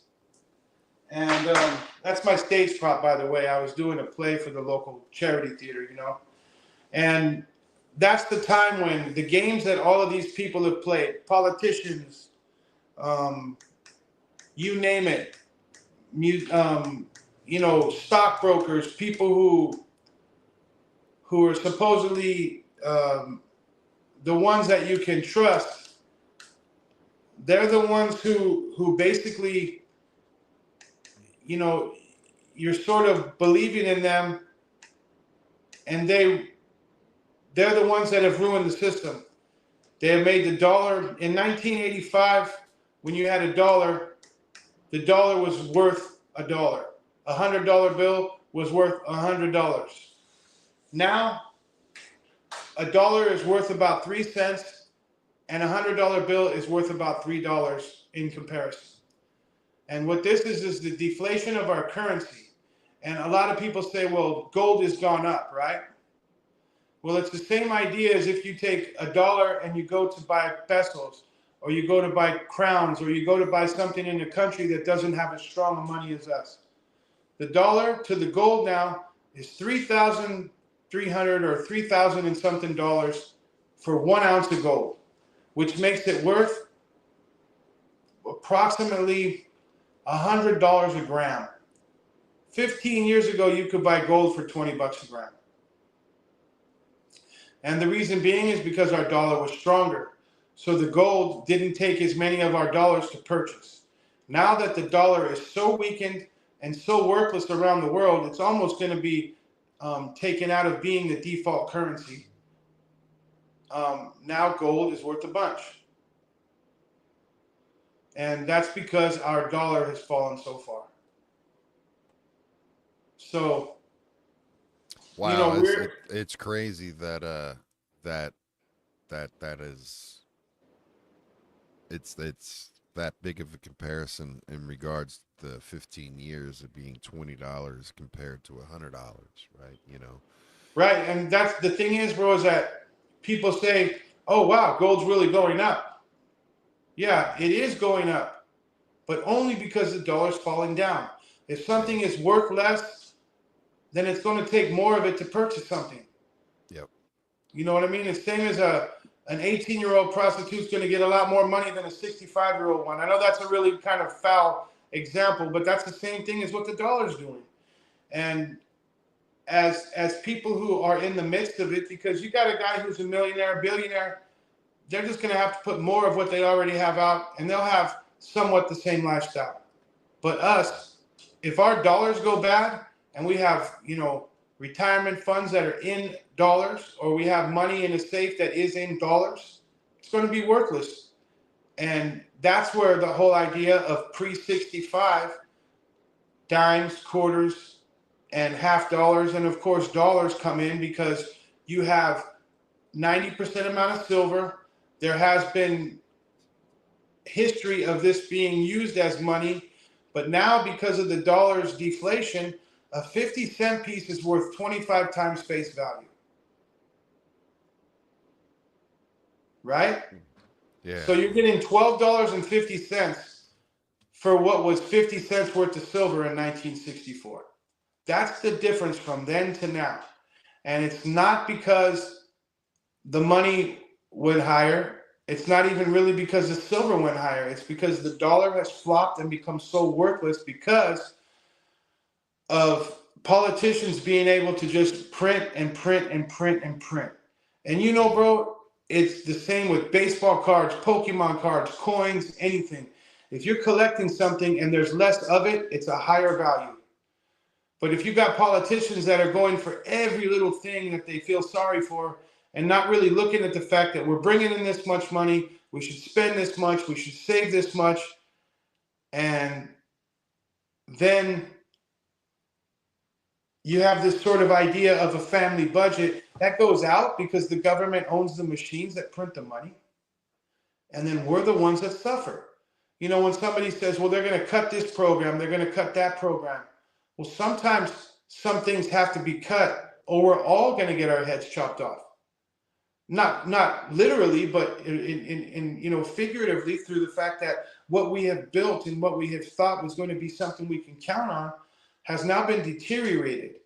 In 1933, I believe it was, they made gold contraband. You couldn't own it anymore. The government took it, they sold a lot of it, and then they went to where they could just print the money. And it was about the gross national product rather than the gold standard with money. And what that means is we used to have as much gold and silver in our vaults in Fort Knox and in all the major banks to back up every single bill that was printed. And that made our money worth more. Huh? And there's a question specifically about that in the chat. G. Lorraine, she said, Ives Irie is their golden Fort Knox, because I know where you're getting ready to go, so you can speak to that. Look, there is gold in Fort Knox for sure. But they recently did a search, and there is 440,000 tons missing. Whoa. How much? 440,000 tons.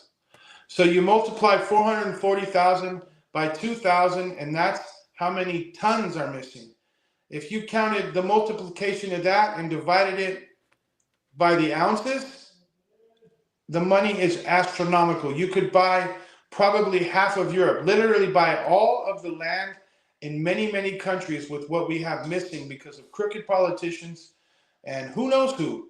It's so sort of under wraps and sort of unspoken about because, you know, they want to put all the hype into the things that, like I told you, are overnight.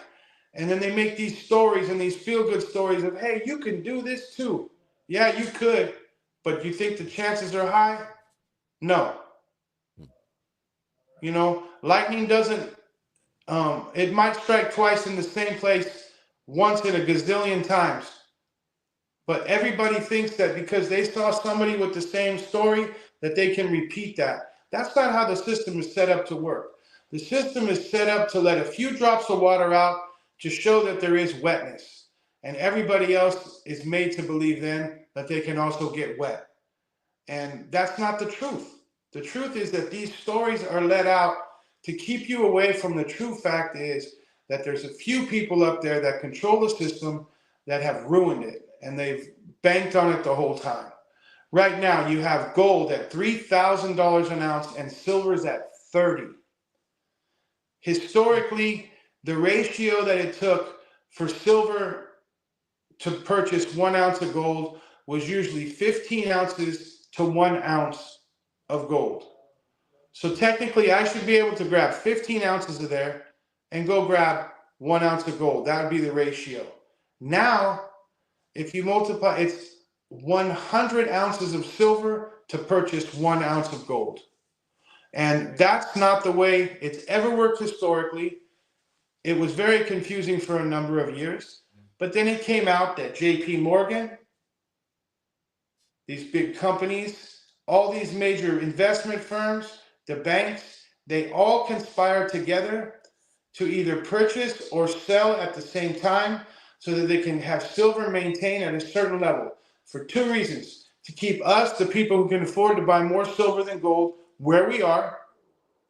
And the second reason is countries are involved in it too, and countries want to be able to keep buying silver up at a magnificently huge rate in order for when it does go up, they get rich too.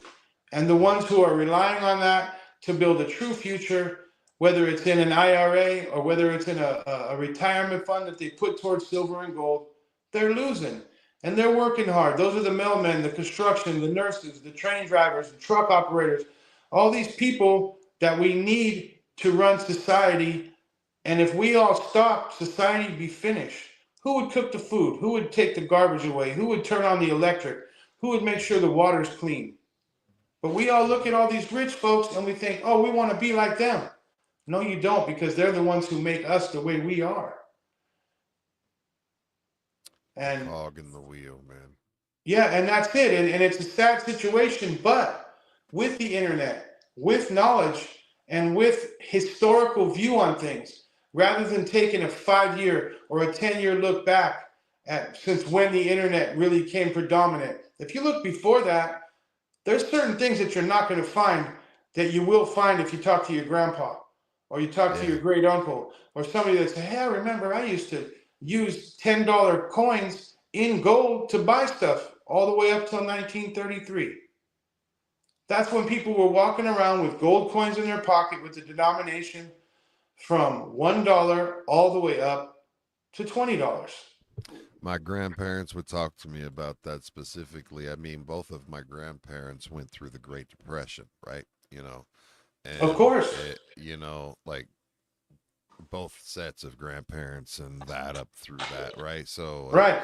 and that right there in itself was generational trauma, just like the pandemic has caused generational trauma and like causes like an impact on how people, you know, regulate and just absolutely impacts mentality and how people just develop. Well, if you look at the pandemic, bro, what was the main thing on the pandemic? The people who want to wear masks and the people who don't. That became the major argument. Do you want the jab? Do you not want the jab? Yeah. Who started that argument? And why was there an argument at all? If we're all working towards the same goal of not getting sick, of trying to save as many people as we can, why is there a damn argument in the middle? Why aren't we all together saying, what was the cause of this? How can we stop it from happening again? You know, what was this? And instead, we're separated in these sides where one side said it's cool to wear them, the other side said it's not, the other side said it's cool, and this is this, and this is that. We're all dying. Why are we fighting against each other while we're dying? It seems like we're looking at each other as the enemy instead of the common enemy that attacks us both. And by keeping us separated, they keep themselves in power. And themselves aren't even the people you see on TV. You know, there's 7 big families. There's 7 sisters of oil giants. And that's why you have petroleum products and Skittles. Why are you making colors? You know what the most dangerous food in the world is? Skittles. Who eats it? Skittles. Skittles is the most dangerous candy in the world. Food in the world. I'm okay. Look at the chemicals. You have they're so metal to color these things. They are basically oxidizing metal, titanium oxide, not nicadium oxide. All these metals, and they take these off and they use them to color. They also create crispness, and you have these bright colors. When you go to Europe, bro, and you get Fruit Loops, the Fruit Loops don't look the same as the Fruit Loops in America. The reds aren't as red, the yellows ain't as yellow, the green ain't as green, but the taste is the same and it smells the same.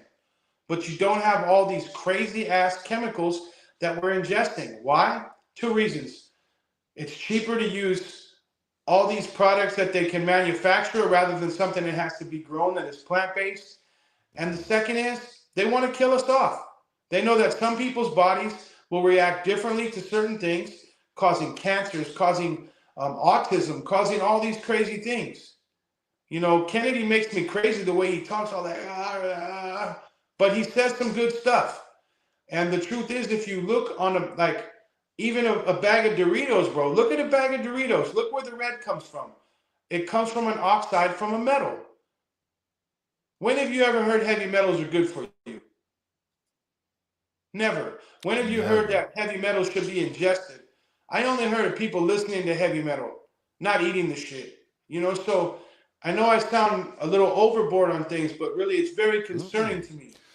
No, I mean, it's delicious, but like I'm a cancer survivor, right? Like Right. and my I've lost everyone in my family and people to fucking cancer and pulmonary heart diseases Right. and Eating but the habits, majority bro. of it is What were but they a lot of it intaking? is cancer, right? It was Right. a lot of and that in itself and I made the joke like Skittles are delicious and I ain't gonna lie, like I mean it's pure sugar and it Yeah. is, you know what I mean, it's like, But man, look, even if it was pure sugar will eventually, you can get diabetes, it can hurt you, be overweight, different things, right? But add metals, add colors, add dyes, add chemicals, add all these things that you would never, if they put it on a plate in front of you and said, hey, that powder right there, that mixed with this is going to make that Skittle very red, so you think it's cherry. Go ahead and eat that powder. Get a straw, stiff it up your nose. Yo. You understand what I'm saying, dog? It's like, would you do that? If somebody said, hey, yeah, there's this chemical in there, and when they mix all these things together, it tastes great. But if they had each individual chemical labeled and put in a cup and said, hey, why don't you drink those one at a time, you would never dream of doing it. And this is how you can maintain a country that has the most buying power, the most military power, the richest country that's ever been on the face of the earth. And this is how you maintain the population to keep working and keep things going, but still killing off many so that the ones at the top don't have to give up more than they want. That's it. Has to do with everything. The more broke you are, the less good you live. The less you can afford to make yourself better. You don't get the good doctors. You know, you get doctors that are put you in it's like an assembly line of, oh, what's wrong? Oh, you got a cough here. Here's a pill. Get out of here. You know, why are the same companies that make our food making the medicine? yeah, Doesn't it man. make sense that if you make like Chevy or GM and all these companies, I know for a fact because I dated a girl back in the day, and she was her family was wealthy, and the neighbor was very wealthy. And the way he got wealthy was he sold the patent to a hydrogen engine to GM. He has it in his garage. You know what they did? They bought it and they archived it. They archived it. What about the guy Yeah. who made the engine that ran off plain water? They killed I him. mean, my father, yeah, would talk These about it. these Friends would oil talk about companies, that. all these things, they keep it as it is for one reason and one reason only: maximum profit at the cost of people who believe in, you know, most people up until, you know, the last 10 years, you know, blind patriotism. We believe in what they're telling us. We say, oh yeah, they want the best for us. No, they don't. They want to keep a system going at a certain rate, whether they have people dying or whether they have people living. As long as they get what they need done, it's all good. And they make these calculations, you know. Why do you have to have people that go out there and say, okay, at this death rate, we need this many people, and this is how everything can stay going? It's because they either want to cause a certain amount of people to die so that the system doesn't be overwhelmed, while they're not killing off too many so that the system can still actually run. It's this whole catch-22, and all of us on the lower levels, and that's anybody without millions and billions. I mean, there's people out there that have made millions, honestly, and I give mad respect to them. There's always smart people out there. But there are people out there that live off the death of others, and they're not assassins. And that's just how That's it true. is. Absolutely. Yeah, man. There's so it's capitalism, it's business and all of Dude, I that. was in the You've got rehab business, yeah, right? I got out of where I was because I saw too many people in the rehab business bringing in people who truly needed help. yeah, They turn them into sort of these human slaves where they come in for a 2 or 3 week detox. The insurance company is going to pay 40 grand. They bring them in, they have them there for 2.5 of the 3 weeks. They give them a joint to smoke or a pill to take. They drug test them. They say they tested positive. and they kick them out of the program. Okay? Now, then they put them in a hotel, give them dope and a little money. They leave them in there for a month or so, and then they bring them back to the same rehab for the same detox money again and again and again. And a person that came in the first time that may be ready to get clean realizes, wow, I can make 5 or 10 grand just by getting high, living in a hotel, banging chicks, going here for a little while. I mean, it's really a terrible system. You know, I knew some really great people that I saw get withered away and used by a system that is the same. It's the people that own the rehabs, not every single one, but the majority of people that own the rehabs.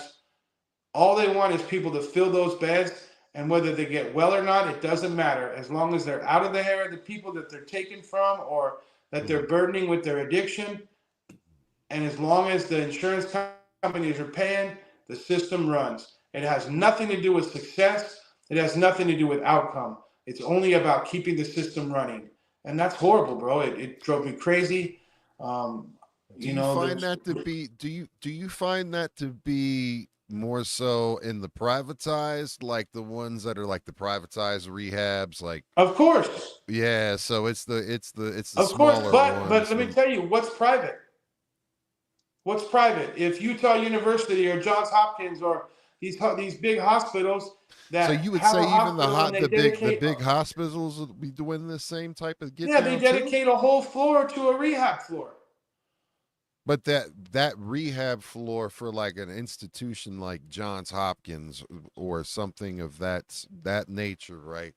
Do you think that they have people inside that institution that's doing that, where they are making sure? I think they have people inside the institution and outside the institution that protect the institution, because when you have that kind of money coming through, a 3-week detox was $40,000. Mm-hmm. If you can have one person do that 5 times a year, you just made nearly $250,000. And if you can do that with 100 people a year, and then you also have some people that are legit and some people that do other things, you can make yourself a ton of money. And if you have no morals and you don't care about another person's suffering, because in the end, when the insurance runs out, guess what happens to the person that had all those chances to be rehabbed, and then it's over? Their ass out. They're on the streets, still addicted, with no hope of help, because they've totally had their insurance and themselves exploited by an unscrupulous owner, an institution, or something like this. This is how society is run now.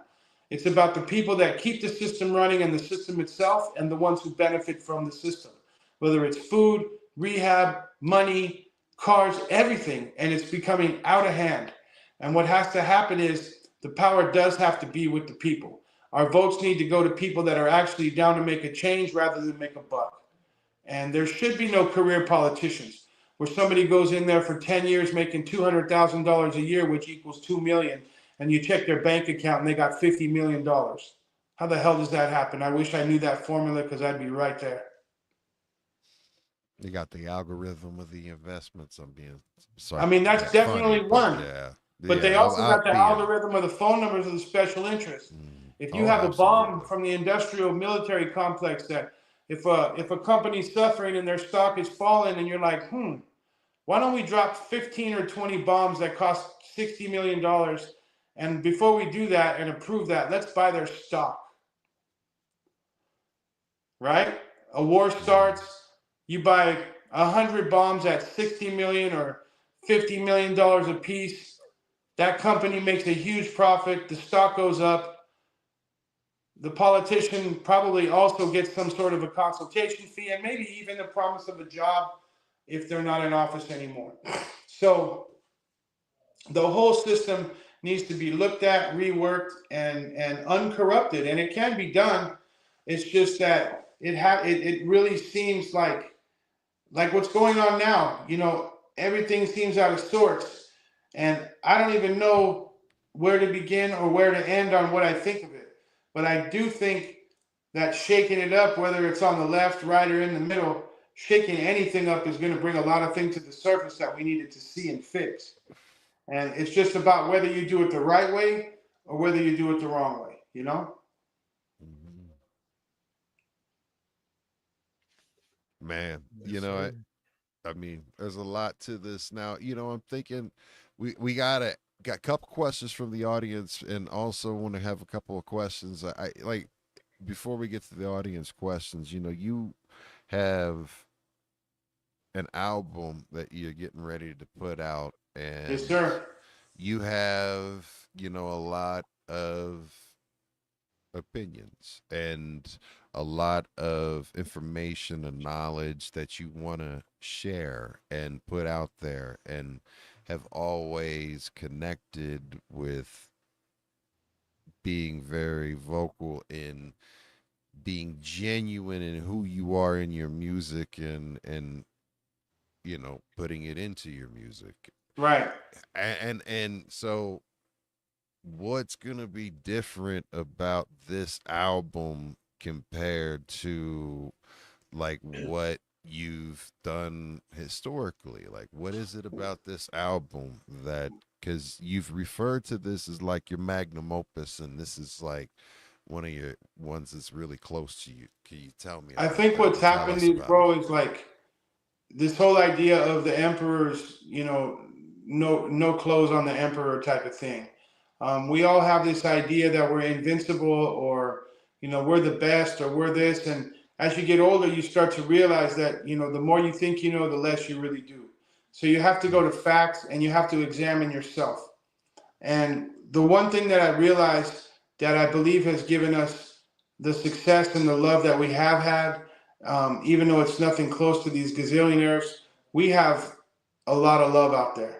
And when I hit the stage, what my whole idea is to do is when somebody comes into my crowd, I don't want them to have to think about what's going on outside. So I don't get on my soapbox on the stage. I don't do these things. What I do is I make it about them. I let them know how much I appreciate the fact that my sons grew up better than I did. About the fact that without them, I couldn't have done what I wanted to do all these years. My idea was to get rich. I would love that. But in the end, I probably would help more people than I would help myself anyway. That's just my character now. But the magnum opus idea or aspect of this album is because it's the most open, the most honest. There's no ego.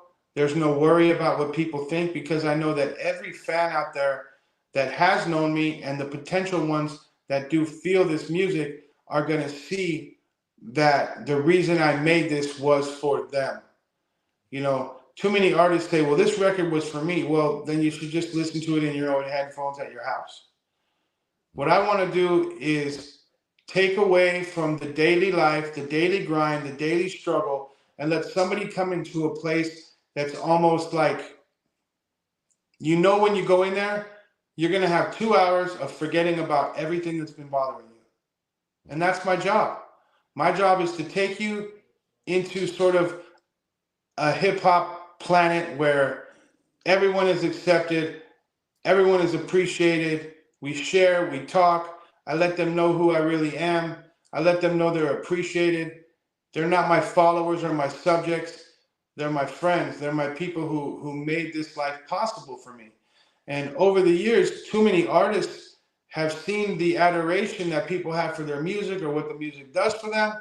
And it goes to their head, and they believe that there's some king-like figure that if some fan gets near you that wants to take a picture, your bodyguards can toss them up and beat their ass. Or you can have them kicked out of the crowd because they got a little too hyper.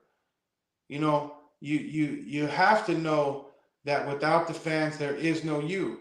Now, there is an exception to that. Back to the whole Illuminati idea.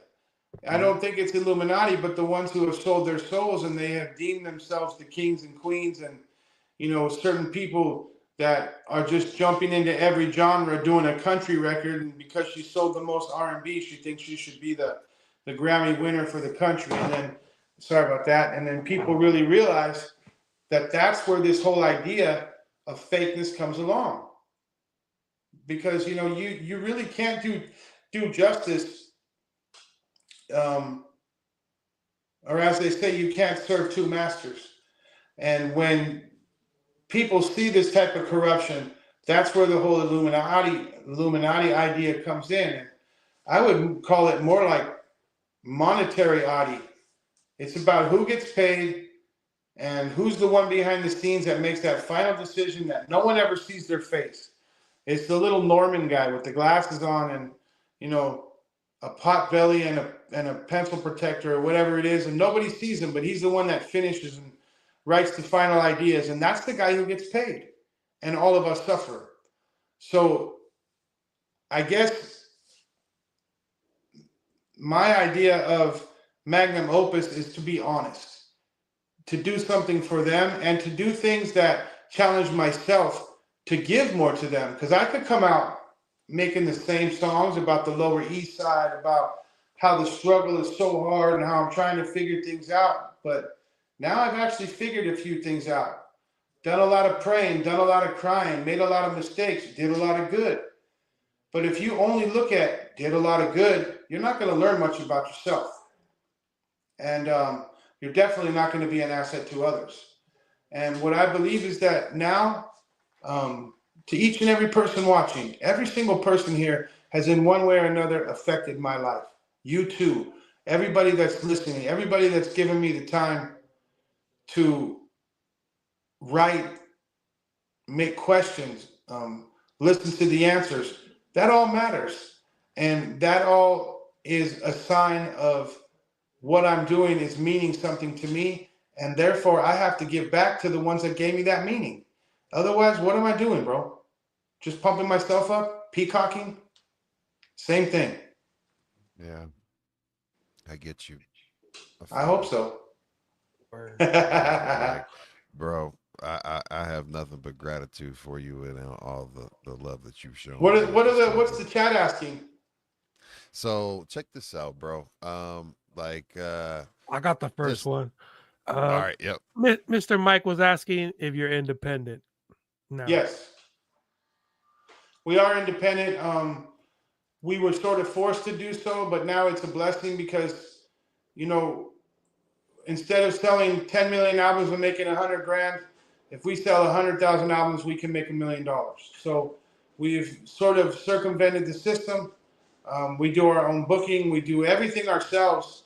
And other than also having a modicum of control over your creativeness and what you're doing, you also cut out that middleman.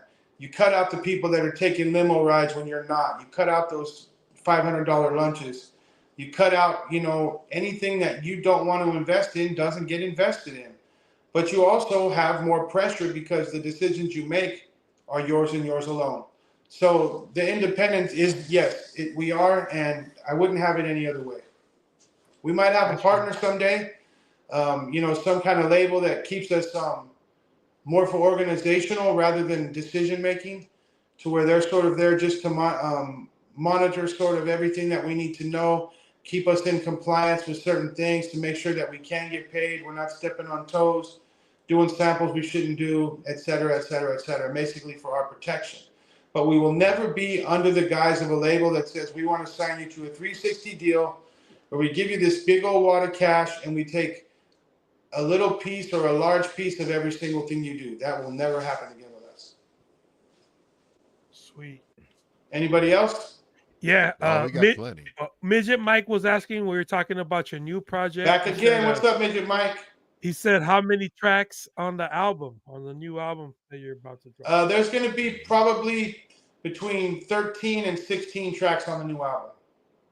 Okay. Now, we only get paid, but now this is what's crazy. Most people don't know that as an artist, the powers that be set it up to where you only get paid for 10 tracks. That's it. And the reason is so they can have 100% of an album, that they designate each song 10% of that said album, so that people can split it up and get paid. But that's only for the label, because then it would be more complicated. And, you know, if you want to put on 16 tracks, you're doing it out of the kindness of your own heart. You're trying to make more, or you're trying to complete a work. And that's something else that that most people don't know the labels have done as well. Dope, man. What else, MaddWayz? When you were talking about the silver, Midget Mike was asking if you could tell the people where you can buy silver if they wanted to. I mean, to me, the best place to buy silver. Um, I don't really like eBay anymore because eBay has a lot of exorbitant fees. You pay shipping, you pay tax. Anything that was a positivity over eBay has now been taken over by the powers that be. So Yes, I sir. suggest truly find a local coin store or a bullion store that's honest. Definitely don't go to any of these gold dealers that come on TV or have these What about these pawn commercials. shops? We buy gold. Yeah, none of them. They're gonna tell you they're giving you the best deal, or they're gonna look at it and give you a million reasons why yours is worth less than what they, than what you believe it's worth. Um, if you need any sort of advice or any sort of recommendations, you can also write me in my DMs at Ives Irie at the Instagram or the Facebook. I'm actually involved with a coin shop, and we work with a 1 to 2% margin to where we buy it. If we buy it for $12, we sell it for $12.50. That way, when somebody purchases it, when silver goes up $1, you're making profit rather than you're hoping for a miracle in the market in order to even get your money back. A company that says they're going to sell you a silver eagle, which is worth $32, and they're selling it to you for $40, and $8 is nearly a 30% rise in a $30 item. That's a So markup. when have you known the market to do 30% moves? And then you'd have to have that sort of a miracle in order to even get your money back. That's not an honest dealer. That's not an honest broker. They should work from anywhere from a 2 to a 6% or 8% profit margin. If they're really on their game like we do, we sell a large amount and rely on very small profits. That way we do fair to our customers, but we can also keep the doors open. All right. Sounds good. We have our brother, Mr. Mikey Unlikely, asking, "What's your favorite food stop when you're on tour?" What's my favorite food stop on tour? Yeah, what's that guilty pleasure? What's that roadie food, man? Like definitely, because that was a question I Well, at wanted to know first, bro, earlier. like when you first go out there, you don't have too much of a choice. You eat what the venue cooks. But now, Mhm. if I had to pick one place in the world to go and eat, Yeah, it's between two. It would be between Switzerland and eating their food. Switzerland food is like meat and potatoes, like kind of like American food, but it's very high quality. They have a lot of rules on their food. Their cows can't eat corn and then get injected with antibiotics and steroids to grow. When you eat a steak in Switzerland, you don't even need a knife. You can put your fork through it like a piece of cheesecake, and it's tender and good, and you know you're getting something man, right. come on, Woo, man. let's go. But the other place, and I can tell you What? this, my DJ Invincible, he's our producer, he's our DJ, he's just a miracle man maker. I met him in 2011. Our DJ flaked out, and we had him recommended, and he met me in Budapest, Hungary. And you guys have always heard about Hungarian goulash, right? Yeah, And absolutely. Yes, it's sir. always made to sound like it's some sort of a jail food or borscht or something you wouldn't want to eat. But I tell you this, Hungarian goulash rivals any dish, any food on the planet. Now, if I had one go-to all the time that I could eat every single day, it would be street tacos in Mexico City. But if it's about delicacy, it's Switzerland. And if it's about home food, like something that makes you feel like you're sitting at your mom's table, it's Hungarian goulash all day long. I Yeah, had a I know great what grandmother that that made goulash that. is. Yeah, It's I used so to great, bro. I used to work with My some Hungarian cats, so and It's my like a great grandmother. spicy beef stew, but with quality. It's just great, you know? for And sure. that's the thing, because like my great grandmother like could make that, and it was an amazing thing, and that's the reason why like I can't even to this day have Dinty Moore beef stew, because the Dinty Moore beef stew smells like dog food to me, and And I'm it tastes like, like the can, bro. yeah, I mean, I was like, this isn't a beef stew, fam. But I Nah. mean, like, all right, so going back to just to elaborate on Mikey's question, maybe though, is like when you're on the road though, like, and you've got to stop. and you're like touring or whatever, and you're Okay. in and out. Like, what's the go-to spot? What's the pool in fast food, or like is it? Are Well, you finding a mom America, and pop? Yeah, in in America, it America. would sure be any taco stand that looks authentic. But Okay. in Yeah. Europe, whether it's Germany, Spain, Switzerland, Austria, it's always this Turkish food. It's called a döner, and they have something called a durum. Well, they take a big tortilla, and then they take the meat like I don't know, I forget what they call it, but On the in gyro, Mexico they like have these meats that are stacked up and they spin with this heater al and then they shave pastor. it. Yeah, Oh, Huh? like the it's the al pastor, but you're Yeah, probably talking like al about pastor, right? like But in lamb, yeah. right? Or like Yeah, but lamb, like the in Europe gyro. they use it. They put it in this tortilla. They Yep. throw in some lettuce and some cabbage and onions and tomatoes and yogurt sauce and spicy and this other like cocktail sauce. And then they wrap it up and if it's a good place, they'll put it in the sandwich press and heat it up for you. And Oh my this is the God. go-to food. It's basically I'd say like a meat and potatoes type of burrito, but without the Mexican taste, and it's just delicious. And if you get a good one, it's great. And if you get a bad one, it's still good. So it's Oh, kind I of was gonna something you say. can count on, I was getting ready to It's say it's a basically a win-win. blowout. It's a win-win situation. Right, right. Ah, Ives, we hell got yeah. some love from Gorilla Strong. He sent some Yes. biddies Thank you and for the he biddies. asked, Thank you. when's the Ives and MaddWayz track coming out? He's sending Yes, we're love. doing that right now. We're definitely going to do that. Might even try to get on with your son if he wants to try to battle over a track. Oh, Let's there it go. is. Young Cloak. Shout out. And then, That's I'm dope. hoping that the stuff that you and me been talking about, Ghost Boogie, get out there and do that podcast to try to let people know that they're not all alone. They're not the only one that suffers with the things of doubt and regret and different things that in this modern society, everybody gets a kick out of thinking they know everything. And I'm when you all in, really fam. realize that you don't know everything is the beginning when you can really obtain some knowledge. You know what I mean? Listen, it is definitely something that has been, yeah, it's happening. Like I told you, I was all in on this one. So we, Yeah. So it's I think we all, should probably get it's that all. together and, Yeah, maybe yeah, yeah. start one up in a couple of weeks and, hopefully Yeah. we can get some people affected and, Be on the bring some lookout other for people that. on that are willing to sort of put themselves on the spit, so to speak, so that they can be honest and tell people that, one thing that really helped me is that I thought I was the only one my whole life that suffered the way I suffered, that had the doubts about myself, that, was insecure when you walked in a room and maybe felt like you didn't belong anywhere you went. And when I started to hear a few people that would confide in me and open up, and these are people I respected, when I realized that they feel the same way most of the time that I do, and that the times of doubt and the times of hurt, they far outnumber the good. But the thing is when the good does come, the good is what makes it all worthwhile. And the fact that you have had all those struggles and things in between, they make the good that much more poignant and that much more effective in your life. And then you work harder during the down times because you have that faith that those good times are coming. You just have to earn them. Too many people think that life should be this jump from good to good to good to good to good to good, and then when the bad comes, they resent it. You can't think that way.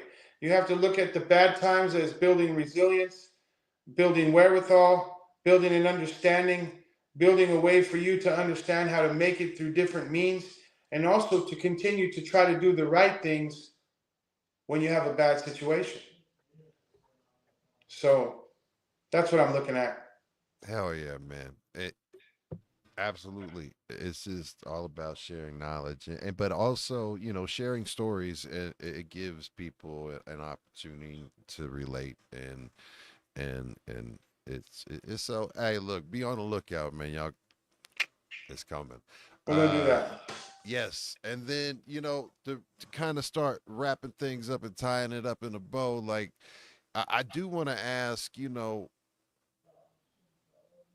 one thing what did your parents think about your music career back then versus even Well, now?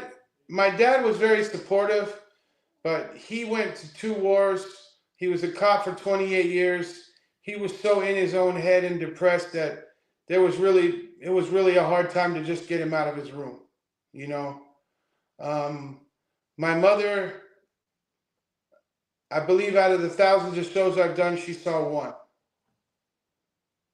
and at the risk of sounding personal or maybe showing a little bit of what my underside feels, it does hurt. I've watched families over the years that have bonded together and helped each other, and they build and then they become successful together. Unfortunately, my family was more like, I wish you luck and I'm doing good and I really don't want to risk anything. And, you know,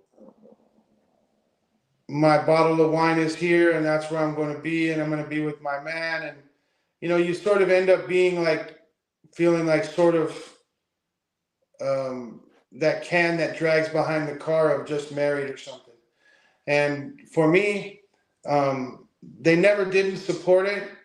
My mom was more fearful because at the time when I was coming up, it was the I started doing it in like 90 91, and this was still when Crips and Bloods were shooting at each other all the time, AK-47s in the streets of LA. People were dead all the time, and my mom was the type to chase an ambulance because she thought I was the one in it. So it wasn't so easy for me to be able just to roll on it. Am I still on? Yeah, you're still here. We're good. We're talking to Oh, you. okay, cool. We goody fam. I just that's a tough subject for me. I really wish that my mother in particular would have taken a little more interest in what I do. Now, over the last few years, I've been able to just kind of open up the internet and show these huge shows with 100,000 people in the crowd, and doing it, and people having a great time and really professing how much our music has done for them. And she really even expressed the fact that she regrets not being able to be more of a part of it. Now, having said that, I love her dearly. Everyone has faults, but as all being children of the Most High God, we have to realize that none of us can judge and none of us can lack forgiveness, or we will not be forgiven as well. So that's my kind of idea on how I try to approach everything now. If you wrong me, it ain't right, and I will forgive you. Maybe I ain't gonna mess with you anymore, but you will be forgiven. The question is though, how did that impact or affect your confidence or direction, or did it like Well, the confidence harden it your didn't affect. resolve? I always had confidence in my skills, but what it Yeah. really did was it made me have this idea that I'm never going to give this up.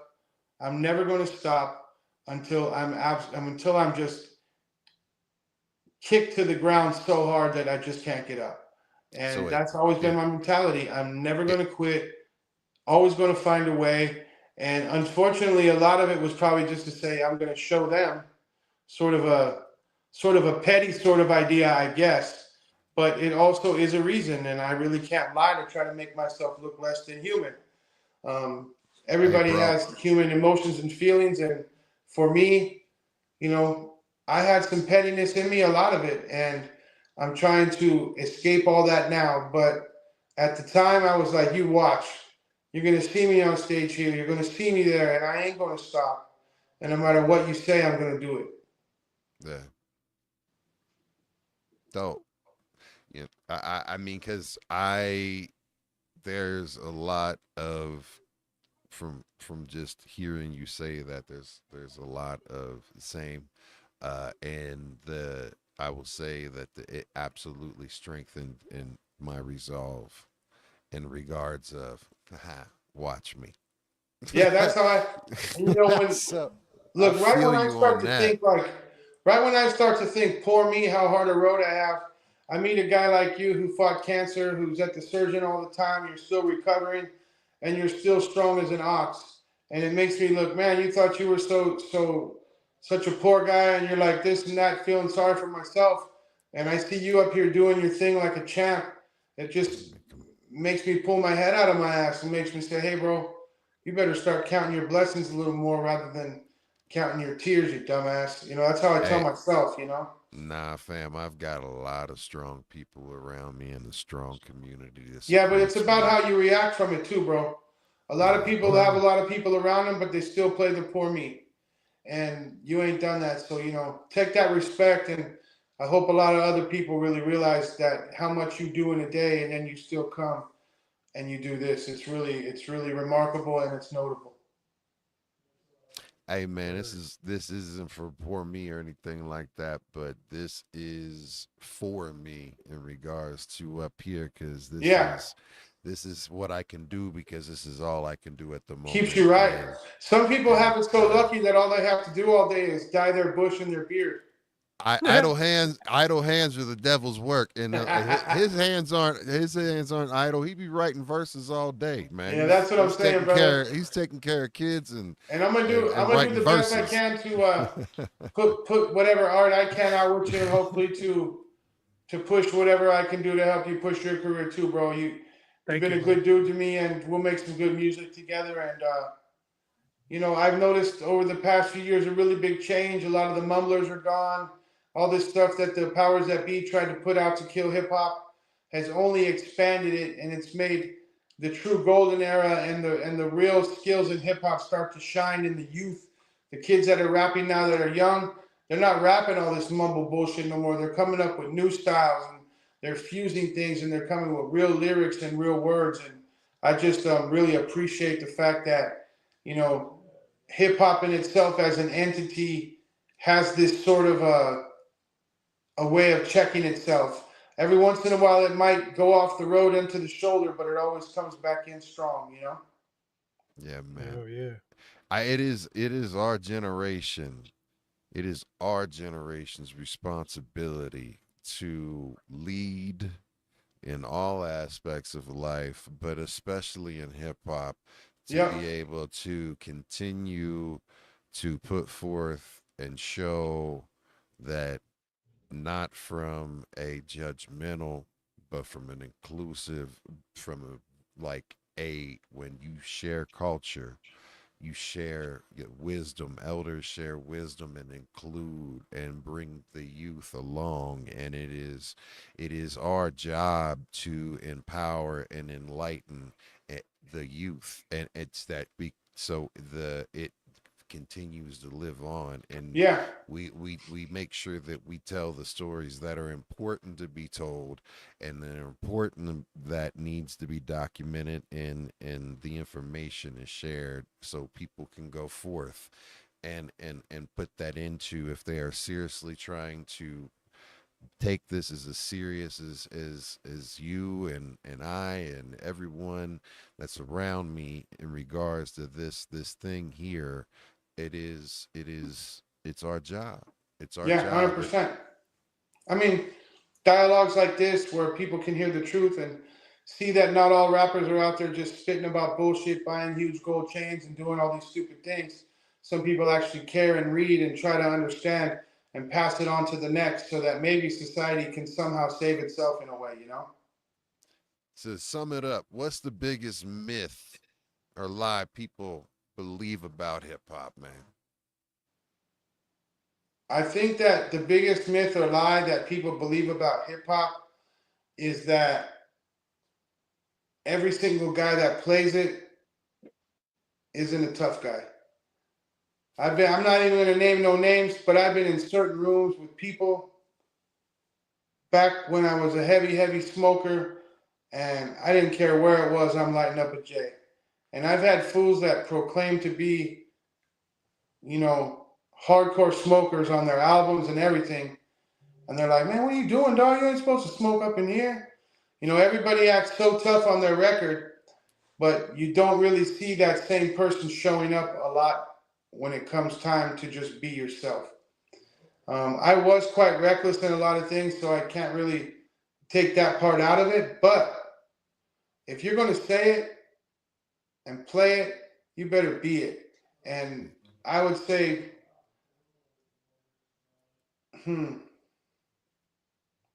In one of my rhymes, I say people ain't knowing how to act because 80% is 100 fake.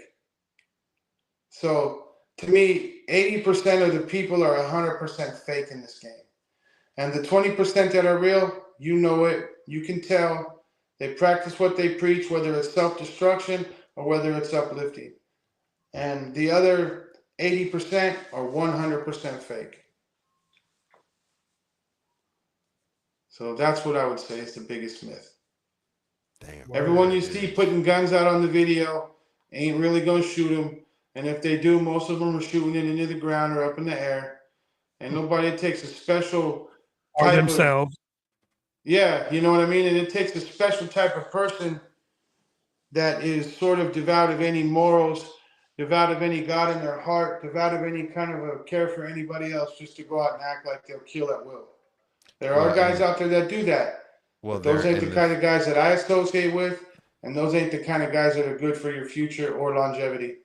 yeah, but you know the thing that you have to make sure that the caveat to what it is, as you said, like the 80% are fake.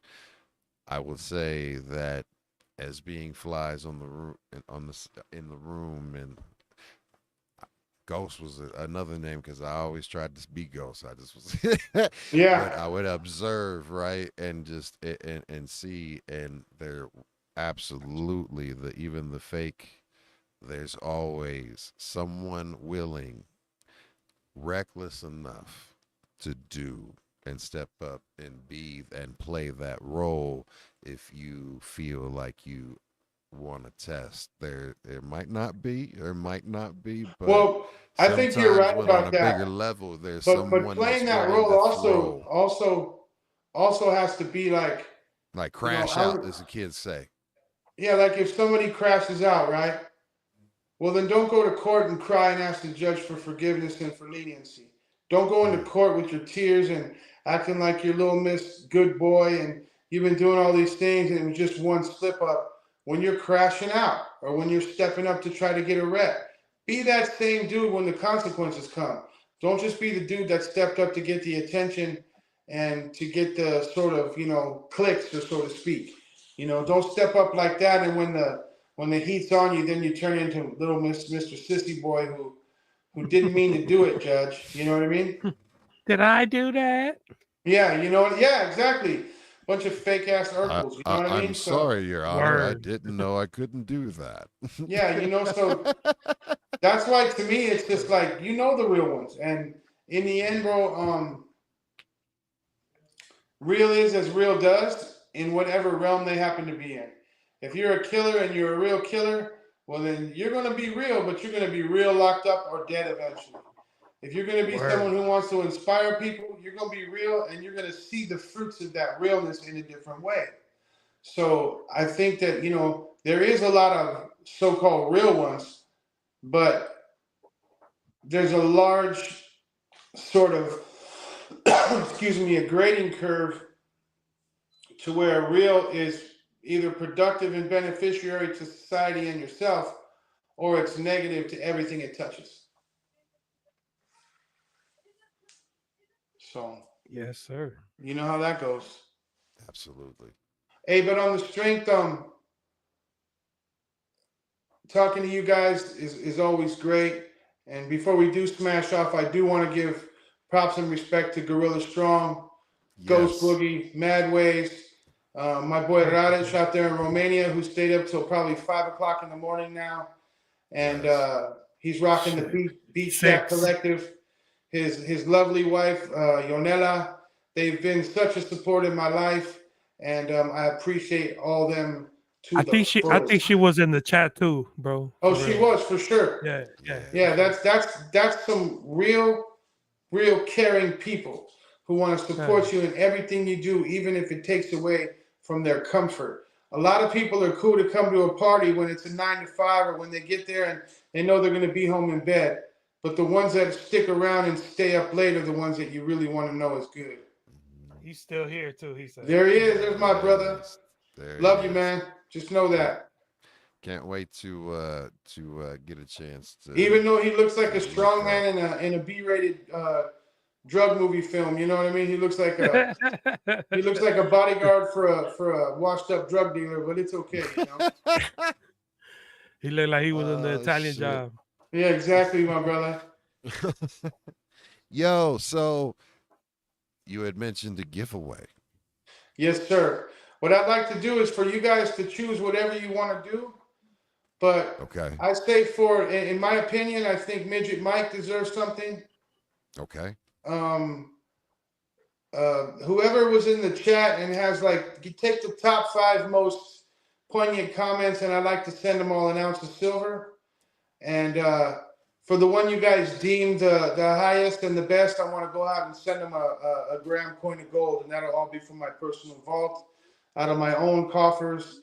And yeah, just out of respect and love, and showing how much I appreciate the support of these people. And I also want them to be able to get a hold on real money, real value, real something that they can build on. And I pray that when they do get it, that it will inspire them, that every time they get a paycheck, take $30 and buy yourself an ounce of silver and just keep stacking it and stacking it.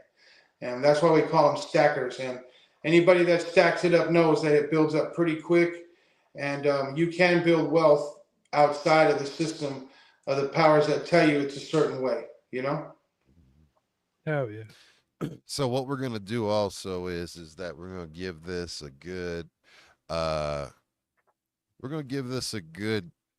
let's say 7-day run. All Perfect. right. So here's what everybody's let me interrupt you, brother. I Yeah. also have, I'll throw a few Delinquent Habits skateboards. I got a few Delinquent Habits, those decanters that keep your stuff cold. I got some pink ones and some black ones, so girls and guys can get them.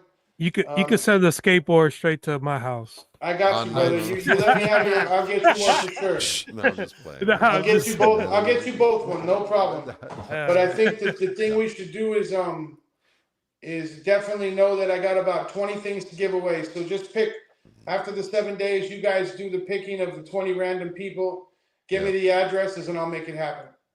So everybody, what do you want to do, Boogie? Yeah, so all they got to do, look, man, like just comment on the YouTube, the show on YouTube. The link is up, and we'll share it out in, of course, all of our social media, and we have been sharing it out. Drop a regular comment, not go to not bboy's like underground. All you got to do is just do this, man. We just appreciate you guys watching the show, sticking around to the very end, and basically saying, making a comment on it, liking it, and if you would, subscribe and do that stuff. I'm not checking anything for that. We're just looking at how about this, comments. Boogie? But How about they just share it, like on the love? They just share some. How about they just share drop it on a some love. comment about the best thing they liked about what I've said today in this interview? Sounds good to me.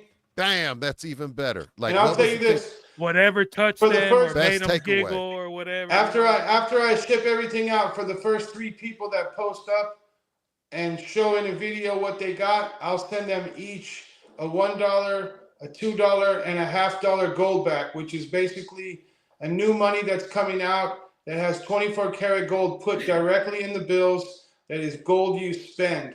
And it's a new thing where they're trying to circumvent the politicians being able to just print up money willy-nilly.